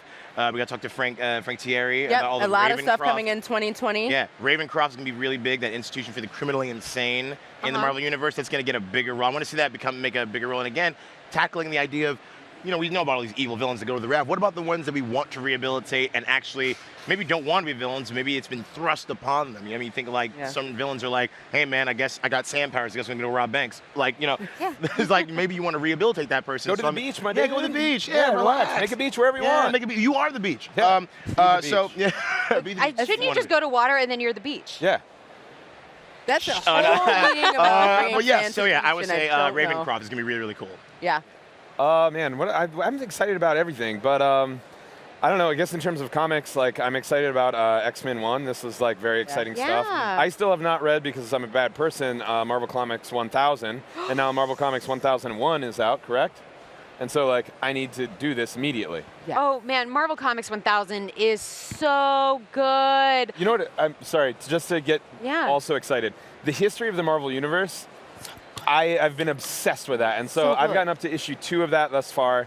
And I am like, I want to tattoo that entire thing on me as like a living scroll of It's beautiful, time. and it's so beautiful. Yeah. It's so well done. Can I just tell you, I read Marvel Comics 1000. I cried 3 times, which was embarrassing because I was at work. I like it. There are so many of these like one-page stories, and some of them are just have these moments where you're like, because it's 80 years of history, and you're Right. like, oh my gosh, that touches something that's like I read so long ago that speaks to my heart, and they're so great. There's this beautiful story by Brad Meltzer where this woman gets saved by Spider-Man. She wants to name her baby after him. I'm just going to spoil it because it's only one of 80 stories, but she's like, I want to name my kid after you. Tell me your name. And he's like, I can't tell you my real name. And so he says you can name him Ben, and then it shows his life. It's just... It's happening right now. There it is. It's happening right now. tearing It's up. so good. What about you, Anjali? You know, you should pick up Loki by Mackenzie Lee because it talks about an adolescent Loki, and there's crime and sleuthing in Victorian London. Yep. Go do it. Loki with the supplies. It's really dumb. Yeah. Well, you're watching Marvel Live at New York Comic Con, presented by Marvel Realm of Champions, and we are getting ready to go to the stage for Marvel's pull list. I see Tucker Marcus. I see Ryan Panagos. Oh, this is going to be But Sally, so that's much. it from us on the deck. We're not going to come back up here. So Yeah. that's a goodbye from us. We have loved spending our time with you. Bye. Goodbye. Comic-Con! Oh my good golly gosh! It's Sunday here at New York Comic-Con, and welcome to a very special episode of Marvel's Pull List. I'm Ryan, aka Agent M. And I'm Tucker Marcus. Hi, New York. Tucker Maniacs. Whoa! For those of you who don't know, Marvel's Pull List is a weekly show. It's a podcast. Get wherever you get your audio, and it is a video show. We talk about all the new comics that come out. We get excited. Well, those comics. Those comics. And those. The comics made by those guys over there, and so many more. You can watch it on Marvel.com and YouTube. Today, everyone out there, and Ryan, we're playing a special game, okay? We're playing a game of Marvel's Pull List Unlimited Doom Spinners, Chapter 1, A New York State of Mind. Whoa, that is a great Some title. folks like to get away. Take a holiday from the neighborhood. I'd like to point out the great font used here. Papyrus. Really spectacular stuff. Tucker, I assume because of this logo here, That's right. this has something to do with Marvel Unlimited. You assumed correctly, Ryan. Marvel Unlimited is an app where you can read Marvel comics. Once you subscribe, you get unlimited access to over 25,000 issues across all 80 years of Marvel history. And you can read them digitally in the app or online. Yeah, even Dr. Octopus can read Marvel Unlimited Yay, with Doc all of Ock. her arms right here. So, Tucker, what are we actually doing here today? So, see this button? This button right here. We're going to that button, it controls a wheel. One of mankind's earliest inventions. You've heard of it. A wheel. Look, it's me. And I think that's you. Indiscriminate white man. Oh, yeah. Look at that. I'm wearing gray. That's Tucker. Wow. Widow's Peak? Inaccurate. Anyway. We're spinning a special Marvel Unlimited Wheel of Trivia. And on that wheel are a bunch of Marvel comics from Marvel's long history that are on Marvel Unlimited, okay?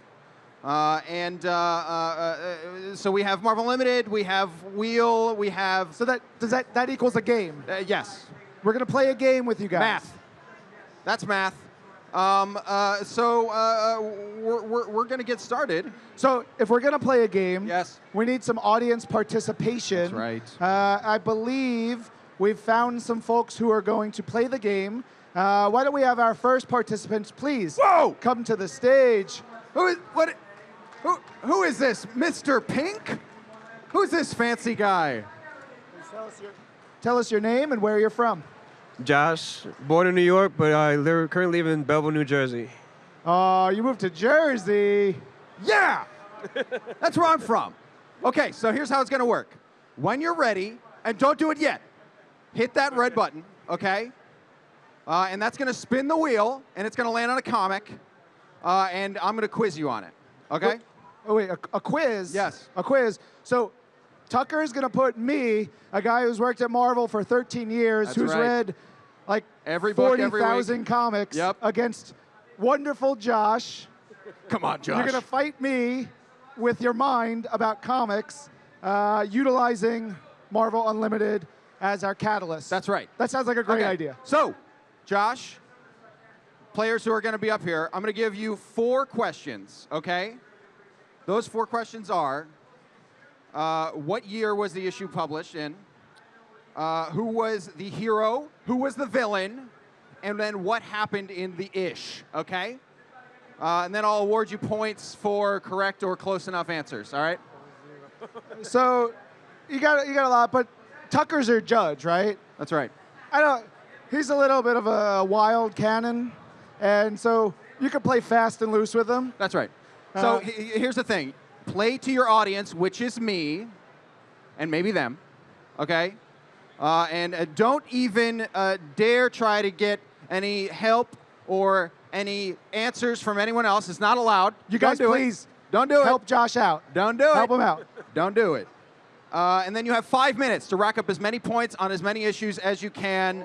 Josh, you see there's a timer here. We're going to go back and forth. There we go. Benjamin, show the timer to the crowd.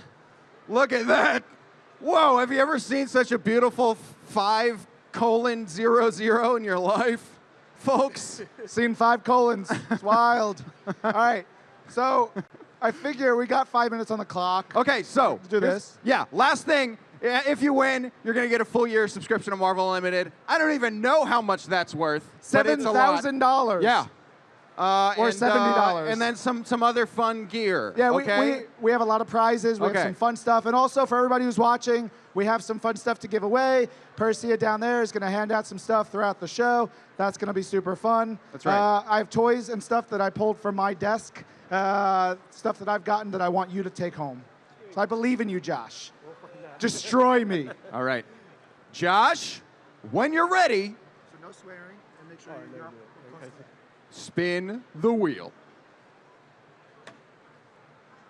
Whoa, look at it go! It worked. Okay, Runaways, number 17. All right, here we go. The clock has started, Josh. Who is the hero in the ish? I don't even know this one. Close up on the mic, Josh. Runaways. Ah, that's right! Okay, who's the villain? I never read this comic. Yes. You know what? Some say the villain is time. The villain is, the irresistible kind of centripetal. Yeah. Very good. Definitely didn't have anybody over there shouting. Very good. Oh, no. Okay. And then what happened? What happens in the issue? You can do it, Josh. Yeah, I'm about to say he drowns. That's what it looks like. You know what? I'm going to say absolutely right. Josh, for that, I'm going to give you 3 orange coins, okay? We'll talk about what that means later. H&M, spin the wheel! Wow. Wow, look at it go. Woo! Okay, Pulse. okay. Pulse number 8. Pulse number 8. Okay. Our protagonist is Jessica Jones. Yes. That is her right there. She's a little chilly. Yeah. You guys, it's fall. She needs a warmer jacket. Yeah. I think there are some secret agents in this, different agencies, CIA, maybe S.H.I.E.L.D., maybe Hydra. Those are the bad guys. Okay. This would have come out around 2005 or 6. Okay. Somewhere in there. Okay. It disappeared. It disappeared. H&M!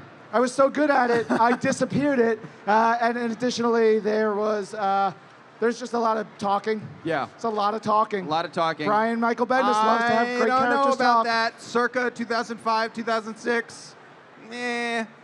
Close enough. 2 orange coins for you, H&M. Josh. Oh, so I hear we're going to have to come up with some stuff. Oh. While they figure Folks. this out. We're live, Here we go. everybody. Josh. Uh-oh. Josh, Yes. come here. Yes. Come here, Josh. Yes. Josh, come here. Yes, sir. This is Tucker in his Josh, element, you guys. Josh, He's ready for chaos. Josh, the screen broke. So I'm just going to tell you some comic stuff, but just spin the wheel. It's theatrical. It looks cool. Do it. Okay. Go. Whoa, look at this wheel! Whoa! Whoa! It's Sunday at New York Comic Con, folks. Our wheels are broken.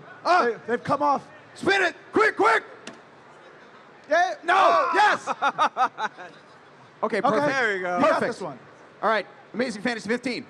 Josh, who's the hero? Spider-Man. Who's the villain? I am going to go. I'll give you a hint. This is Spidey's origin story. It takes place here, where he makes a bad decision. Wow. And someone he loves expires. It's a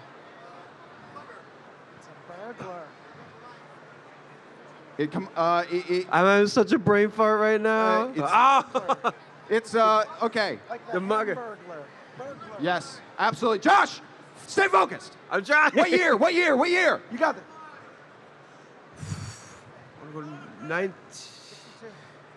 1962. Oh! Yes, that's 1,000,000% right, Josh. Yes. Okay, last thing. What happens in the issue? Sum it up. Ben dies and he becomes Spider-Man. Yeah. That's absolutely Uncle right. Ben Okay, dies. Adrian M, go. I would have said that the antagonist is also Spider-Man, and that's where he learns this lesson Adrian M, we about have life. 1 minute and 10 seconds left. Okay. Here we go. Okay. Killmonger number 1. Killmonger number 1. This is 2018. Our protagonist is Eric Killmonger. Nice. The protagonist. Oh, those nasty dudes with they're like going after Eric.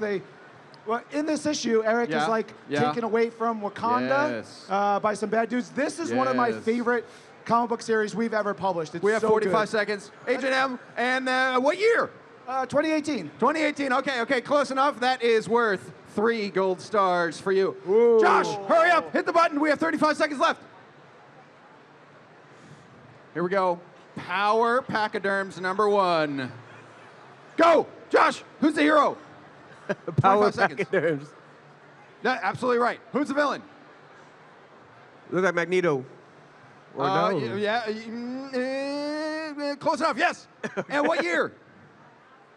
10 seconds, Josh. 1984. Oh, that's 1984. right. 1984. What happened to the issue?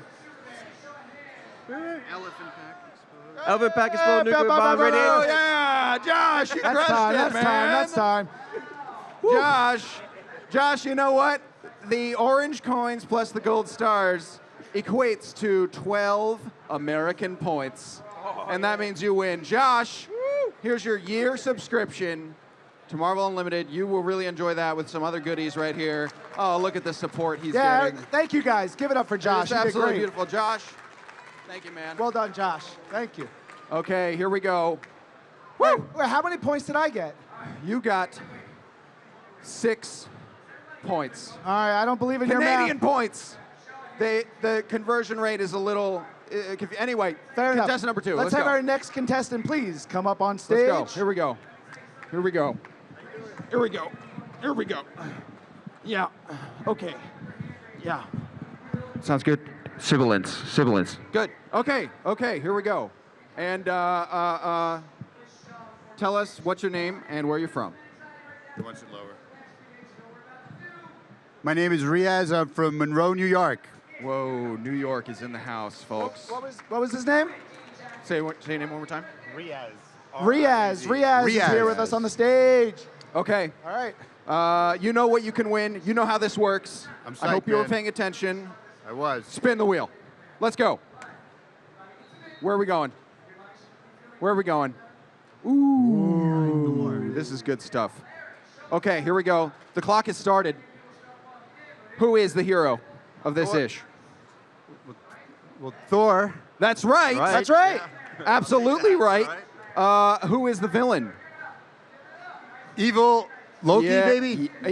maybe just stop. Evil. Evil. Evil's the Man, I hate that evil. Evil's so bad. You're you so guys. right. Okay, and what year? Thor number 1? For its year Straight into the mic. 2015. Oh! Which subtract 1 would be? 2014. Nice. What happens in the issue? What happens in the issue? Thor Conquers Evil. Man, he's good. So good. Whoa. So good. Now I'm giving that 8 check marks. All right. Okay, check marks. Write it down. Write it down. H&M. Okay. Spin the wheel. Here we go. Ooh, Deadpool. Issue number 17. That's so right. Here that we would go. have been 1998 or 99. Wow, I hate that you know this. Yeah, so 98, 99. Deadpool is our protagonist. Oh my Yeah, gosh, yeah. I don't remember that guy at all. I'm going to call him Blueface. Oh, Blueface. That's points off right there. And then Deadpool has to play a game of chess in order to beat Blueface. Okay, here's what my synopsis says. Deadpool learns more about Landau, Luckman, and Lake. Landau, Luckman, and Lake. Discovers they've mapped much of his destiny, ejecting his role as the Mithras. Pool returns home to make things right. Read the issue on Marvel Unlimited. Okay. How many I'm sorry. check marks? That is 1 red coin. Spin the wheel. All right. Okay. Here we go. Wheel has been spun. Ooh, I think we all know this one. You can do it. this. Pretty good. You can do it. All right, first of all, what year? Infinity Gauntlet number 1. Man. 1991. Yeah! All right. He nailed it. He knows you nailed it, and you nailed it. Okay, who's the hero? The Avengers. Sure. And who's the villain? This is, oh my God. Oh You my can do God, I it. can't He's believe I just- he's also called the Mad Titan. This Titan is so mad, dude. The Mad Titan? AKA Thanos. AKA. Oh, I know that. Yeah. This is Thanos. Yeah. Yes. Okay. And what happens? So Thanos is collecting these Infinity Stones to destroy half the world. Sure, you know it. Agent M, your turn to spin because I'm giving that one. I'm so upset you got One that one gold and I didn't. star. 1 gold star for that answer. That was real good. Ooh, Master of Kung Fu. Shang-Chi, we Master go. of Kung Fu. Agent Oh, M, you have gosh. 1 minute, 45 seconds. I'm getting the really hard ones. 1975, 3, 5, 7, 4, 5, 5, 3, 5, 3, 3, 5, 75, 73, 70. Sure. Who's the hero? The hero It was is Shang-Chi, 1974. your Master of Kung Fu. 1974. The villain ultimately is his father because he's got daddy issues just like you, Tucker. Whoa. Agent M. Just saying. Agent M, I told you not to He talk goes about through a this whole one. bunch of stuff, and he kicks a lot of people in their dumb faces because he's M. awesome. Agent M, I requested several times that you don't bring that up. I broke Tucker, everybody. What? Sorry, okay. Yeah. We have 1 minute left. Did I get? How many did I get? What did I get? You got an okay. Ooh, I got an okay. Spin again, Riyadh. Here we go. 55 seconds. Immortal Hulk number 1. Anybody reading Immortal Hulk out there? Immortal Hulk fans? Immortal Hulk is If one you're of not, the best you comics should. we publish. It's excellent. Okay, who is the hero? The Hulk. Who is the villain? Also the Hulk. Whoa! What We got a year? theme What going year? on here. What year? This is, I got to think about it. 2 years ago. What year? This has got to be 2016. Close enough. All right. 18. Okay, and what happens in the issue? Final. Hulk is battling himself Whoa. and saves the world. Here we go. Bruce Banner shot by Tommy Hill in a gas station. Hold up. That's close enough. Right. That's 2 gold stars. 2 gold stars. Give it Folks, up for guess who Riyadh. won? I think you know. Thank you. Come and collect your year of Marvel Unlimited. You don't even give me a tally. Agent M, you didn't get anything. Hey, of course. Riyadh, Congrats. thank you. A champion right there. All right. All Here right, we go. we've got time for another. That's right. One more. Let's bring up one more player. Please come up here. That's right. Here we go. All right.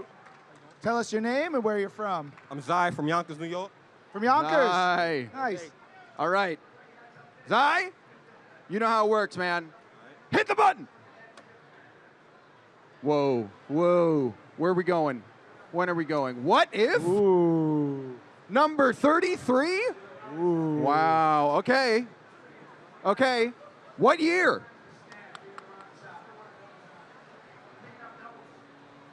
Oh man. What year? 86. Subtract a 76? 4. Subtract 4. 82. Yeah. Wow. Oh, who are the heroes? Dazzler and Iron Man. Very good. Very good. Who's the villain? It's like Galactus and some. And yeah, let's say Morgan Le Fay from King Arthur times. Why are you listening to these guys? You had it right from the beginning. It's the devourer of worlds. It's Galactus. Okay, Galactus. you're doing great. And what happens in the issue? I believe in you. Dazzler looks like she's become the new herald for Galactus. Whoa. Yes. Very and, good. Iron Man looks like he's probably traveled in time or something and fight some old Yes. knights and stuff, and Yes. then finds his way home. Correct. And that is one high five. Woo! Okay, All H&M. right, you earned that high five. Your All turn. right. Let's get it. Here we go. Here we go. Spinning the wheel. No whammies, no Mankind's whammies. first invention. Captain America 113. All right, so this would be 1969. Why do you know these things? Yes. Yes. Come on. So this one, if I remember correctly, it's the Yeah. one where that's Whoa, did we stump H&M? A-Bomb. What's his name? Rick Jones. Thank you. Where Rick Jones is as Bucky. Is that correct? Not here in my synopsis, No, H&M. no, no. As a Gosh. matter of fact, no. But why don't we go to a simpler question? Who's the hero? The hero is Captain America. Nailed it. Got that one. Who's the antagonist? Hydra? Red Skull? Which Hydra? Which Hydra? Yeah. I don't remember. Madam. Oh, Madam Hydra. That's the one. Very good. Okay, H&M, you know what you get for that one? A fake out. A fake out high five. Oh, man. Langston, he just faked me out. Spin the wheel. Yo, Ryan, what's going on with those fake outs, man? Captain Marvel #1 by Kelly Sue DeConnick and Ed McGuinness. What year? Zai? 2015. 2015. Close. Close. 2012. Who's the hero? Captain Marvel. That's right. Who is the villain? Ooh, one of my favorite villain names. Carl Creel, The Absorbing Man. a.k.a. the Absorbing Man. Okay. Zai, you know your stuff. And what happens in the issue? She fights the Absorbing Man. Yeah! I think that counts as correct. Well done. Zai, crushing it. Dang. H&M, we have 1 minute and 39 seconds what does left he in get? this round. What does he get for that? Zai, for that one, you get a single slice of blueberry pie. Sounds All good. right. I like There we blueberry go. pie. That's good. We'll talk about the conversion rates later. Ooh, Civil War. So, I got to remember, because this book shipped late. Whoa. The book shipped late. Whoa. So did it ship at the end of 2007 or the beginning of 2008? I want to say 2007. Yes, 2007. 2007, very good. Why? Why do you know this? So our hero, I need some help. Who's the hero in here? Is it Iron Man or Captain America? Who says Cap? Whoa. Who says Iron Man? Oh, the hero is Captain America. Wow. Sorry, dude. All right. Okay, and who is the villain then? I guess it's Iron Man. Incorrect. It's also Absorbing Man. Just kidding, it's not. How dare you? It's the Thunderbolts? The Thunderbolts are terrible villains in Sure. here. Spider-Man has a great moment in this issue. Yeah. It's a lot of fun. Yeah. Everybody it's fun. fights. It's fun, and everybody fights. You know what? Not incorrect. Zai, spin the wheel. You have 15 seconds. Here we go. All winners, comics #1. Zai, 10 seconds. What year? Just give me the year. 43. -2. -2. 41. He nailed it. Crushed Zai it. at the buzzer. Hey, give it up to Zai. 1941 All Winners Comics #1. Zai, The high five plus the single slice of blueberry pie equals 3 check marks, which is greater than Agent M's 2.9 check marks. Zai, your year's subscription to Marvel Unlimited and all the goodies. Thank you, man. Thank you, Zai. Thank you so much. Give it up for Zai. Okay. What do you think, Agent M? Legitimate, well-oiled machine of Marvel knowledge Zai right there knows in his Zai. stuff. Zai knows his stuff. Okay, Agent M, what do you think? Looking at the clock. You want to try another? Should we try Is another? that possible? Should Ben we go is for another? having a panic attack right now. I'm Okay, being here's how told it's going to no. go then. Okay. You against me, Agent M? Can Us we do versus that? each other. Can we go against each other? Here we go. Oh, we're spinning it, Agent M. You go first. Here we go. Deadlock 1992. You nailed it. I hate that. I hate that. I you hate nailed it that. too. Ooh. Oh my God. brain- I didn't know Deathlock's real name. Which one? Which Deadlock is it? Michael Collins? Michael Collins, a.k.a. the astronaut Michael Collins. Different He Michael was Collins. the third We don't own the rights to that astronaut. on right. Apollo 11. Very good. And what happens in the issue? He fights Ghost Rider? And then they are best yeah, friends? You're right. Yeah. He actually clashes with Ghost Rider, but fights counts as well. Here we go. Spin My it, turn. Tucker. My turn. Here we go.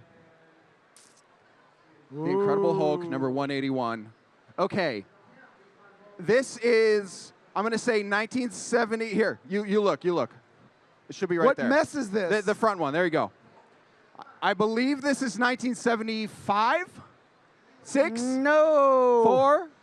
Uncanny. Remember, Giant Size X-Men was 75, so yes, it is 1974. Yes, okay. And I think Bruce Banner is having some like alimony issues that he's trying to deal with. He goes to a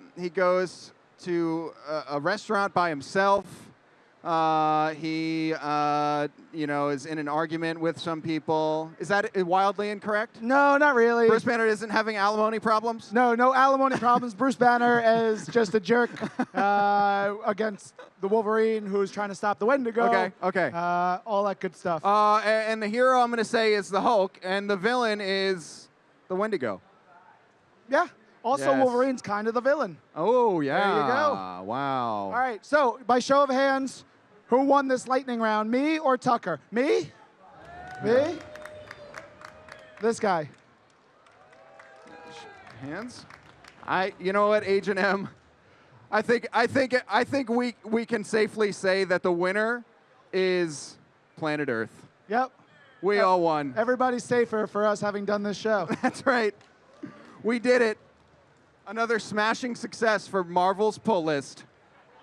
We did it. And of course, you guys can check out Marvel Unlimited by heading over to marvel.com/unlimited. We're also planning to put up these books on Marvel Unlimited as a reading list. So if you're curious about these and some we didn't even get to, it's up there for you to read. That's right. And hey, you can hear more from Ryan and me every single week on Marvel's Pull List podcast. Wherever you like to listen to your podcast, we talk about new Marvel comics every week. Every week. We talk about it before they come out. Yeah. Little You want to know sneak what's peeks. happening in the books you're not reading? We'll tell you. That's and then right. you're going to want to give us money and That's start right. reading those books. That's right. That's how it works. Yeah. Pick it up on YouTube, Twitter, wherever. That's all from us here on Marvel's Pull List. But I see a bunch of creeps hang out on the side of the stage over there. being weird. We want to make sure we thank our live stream partner, Marvel Contest of Champions and Marvel Realm of Champions, for bringing all 4 days of our New York Comic Con experience online.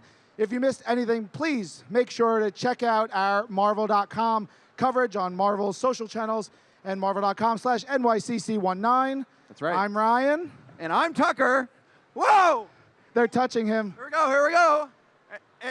Tee it up. What are these guys doing over there? What are you guys doing? Here we go. Come on. Here we go. Okay. Do we want to do it? All right. Here we go. This is Marvel. Your universe! Yay! Let all acquaintance be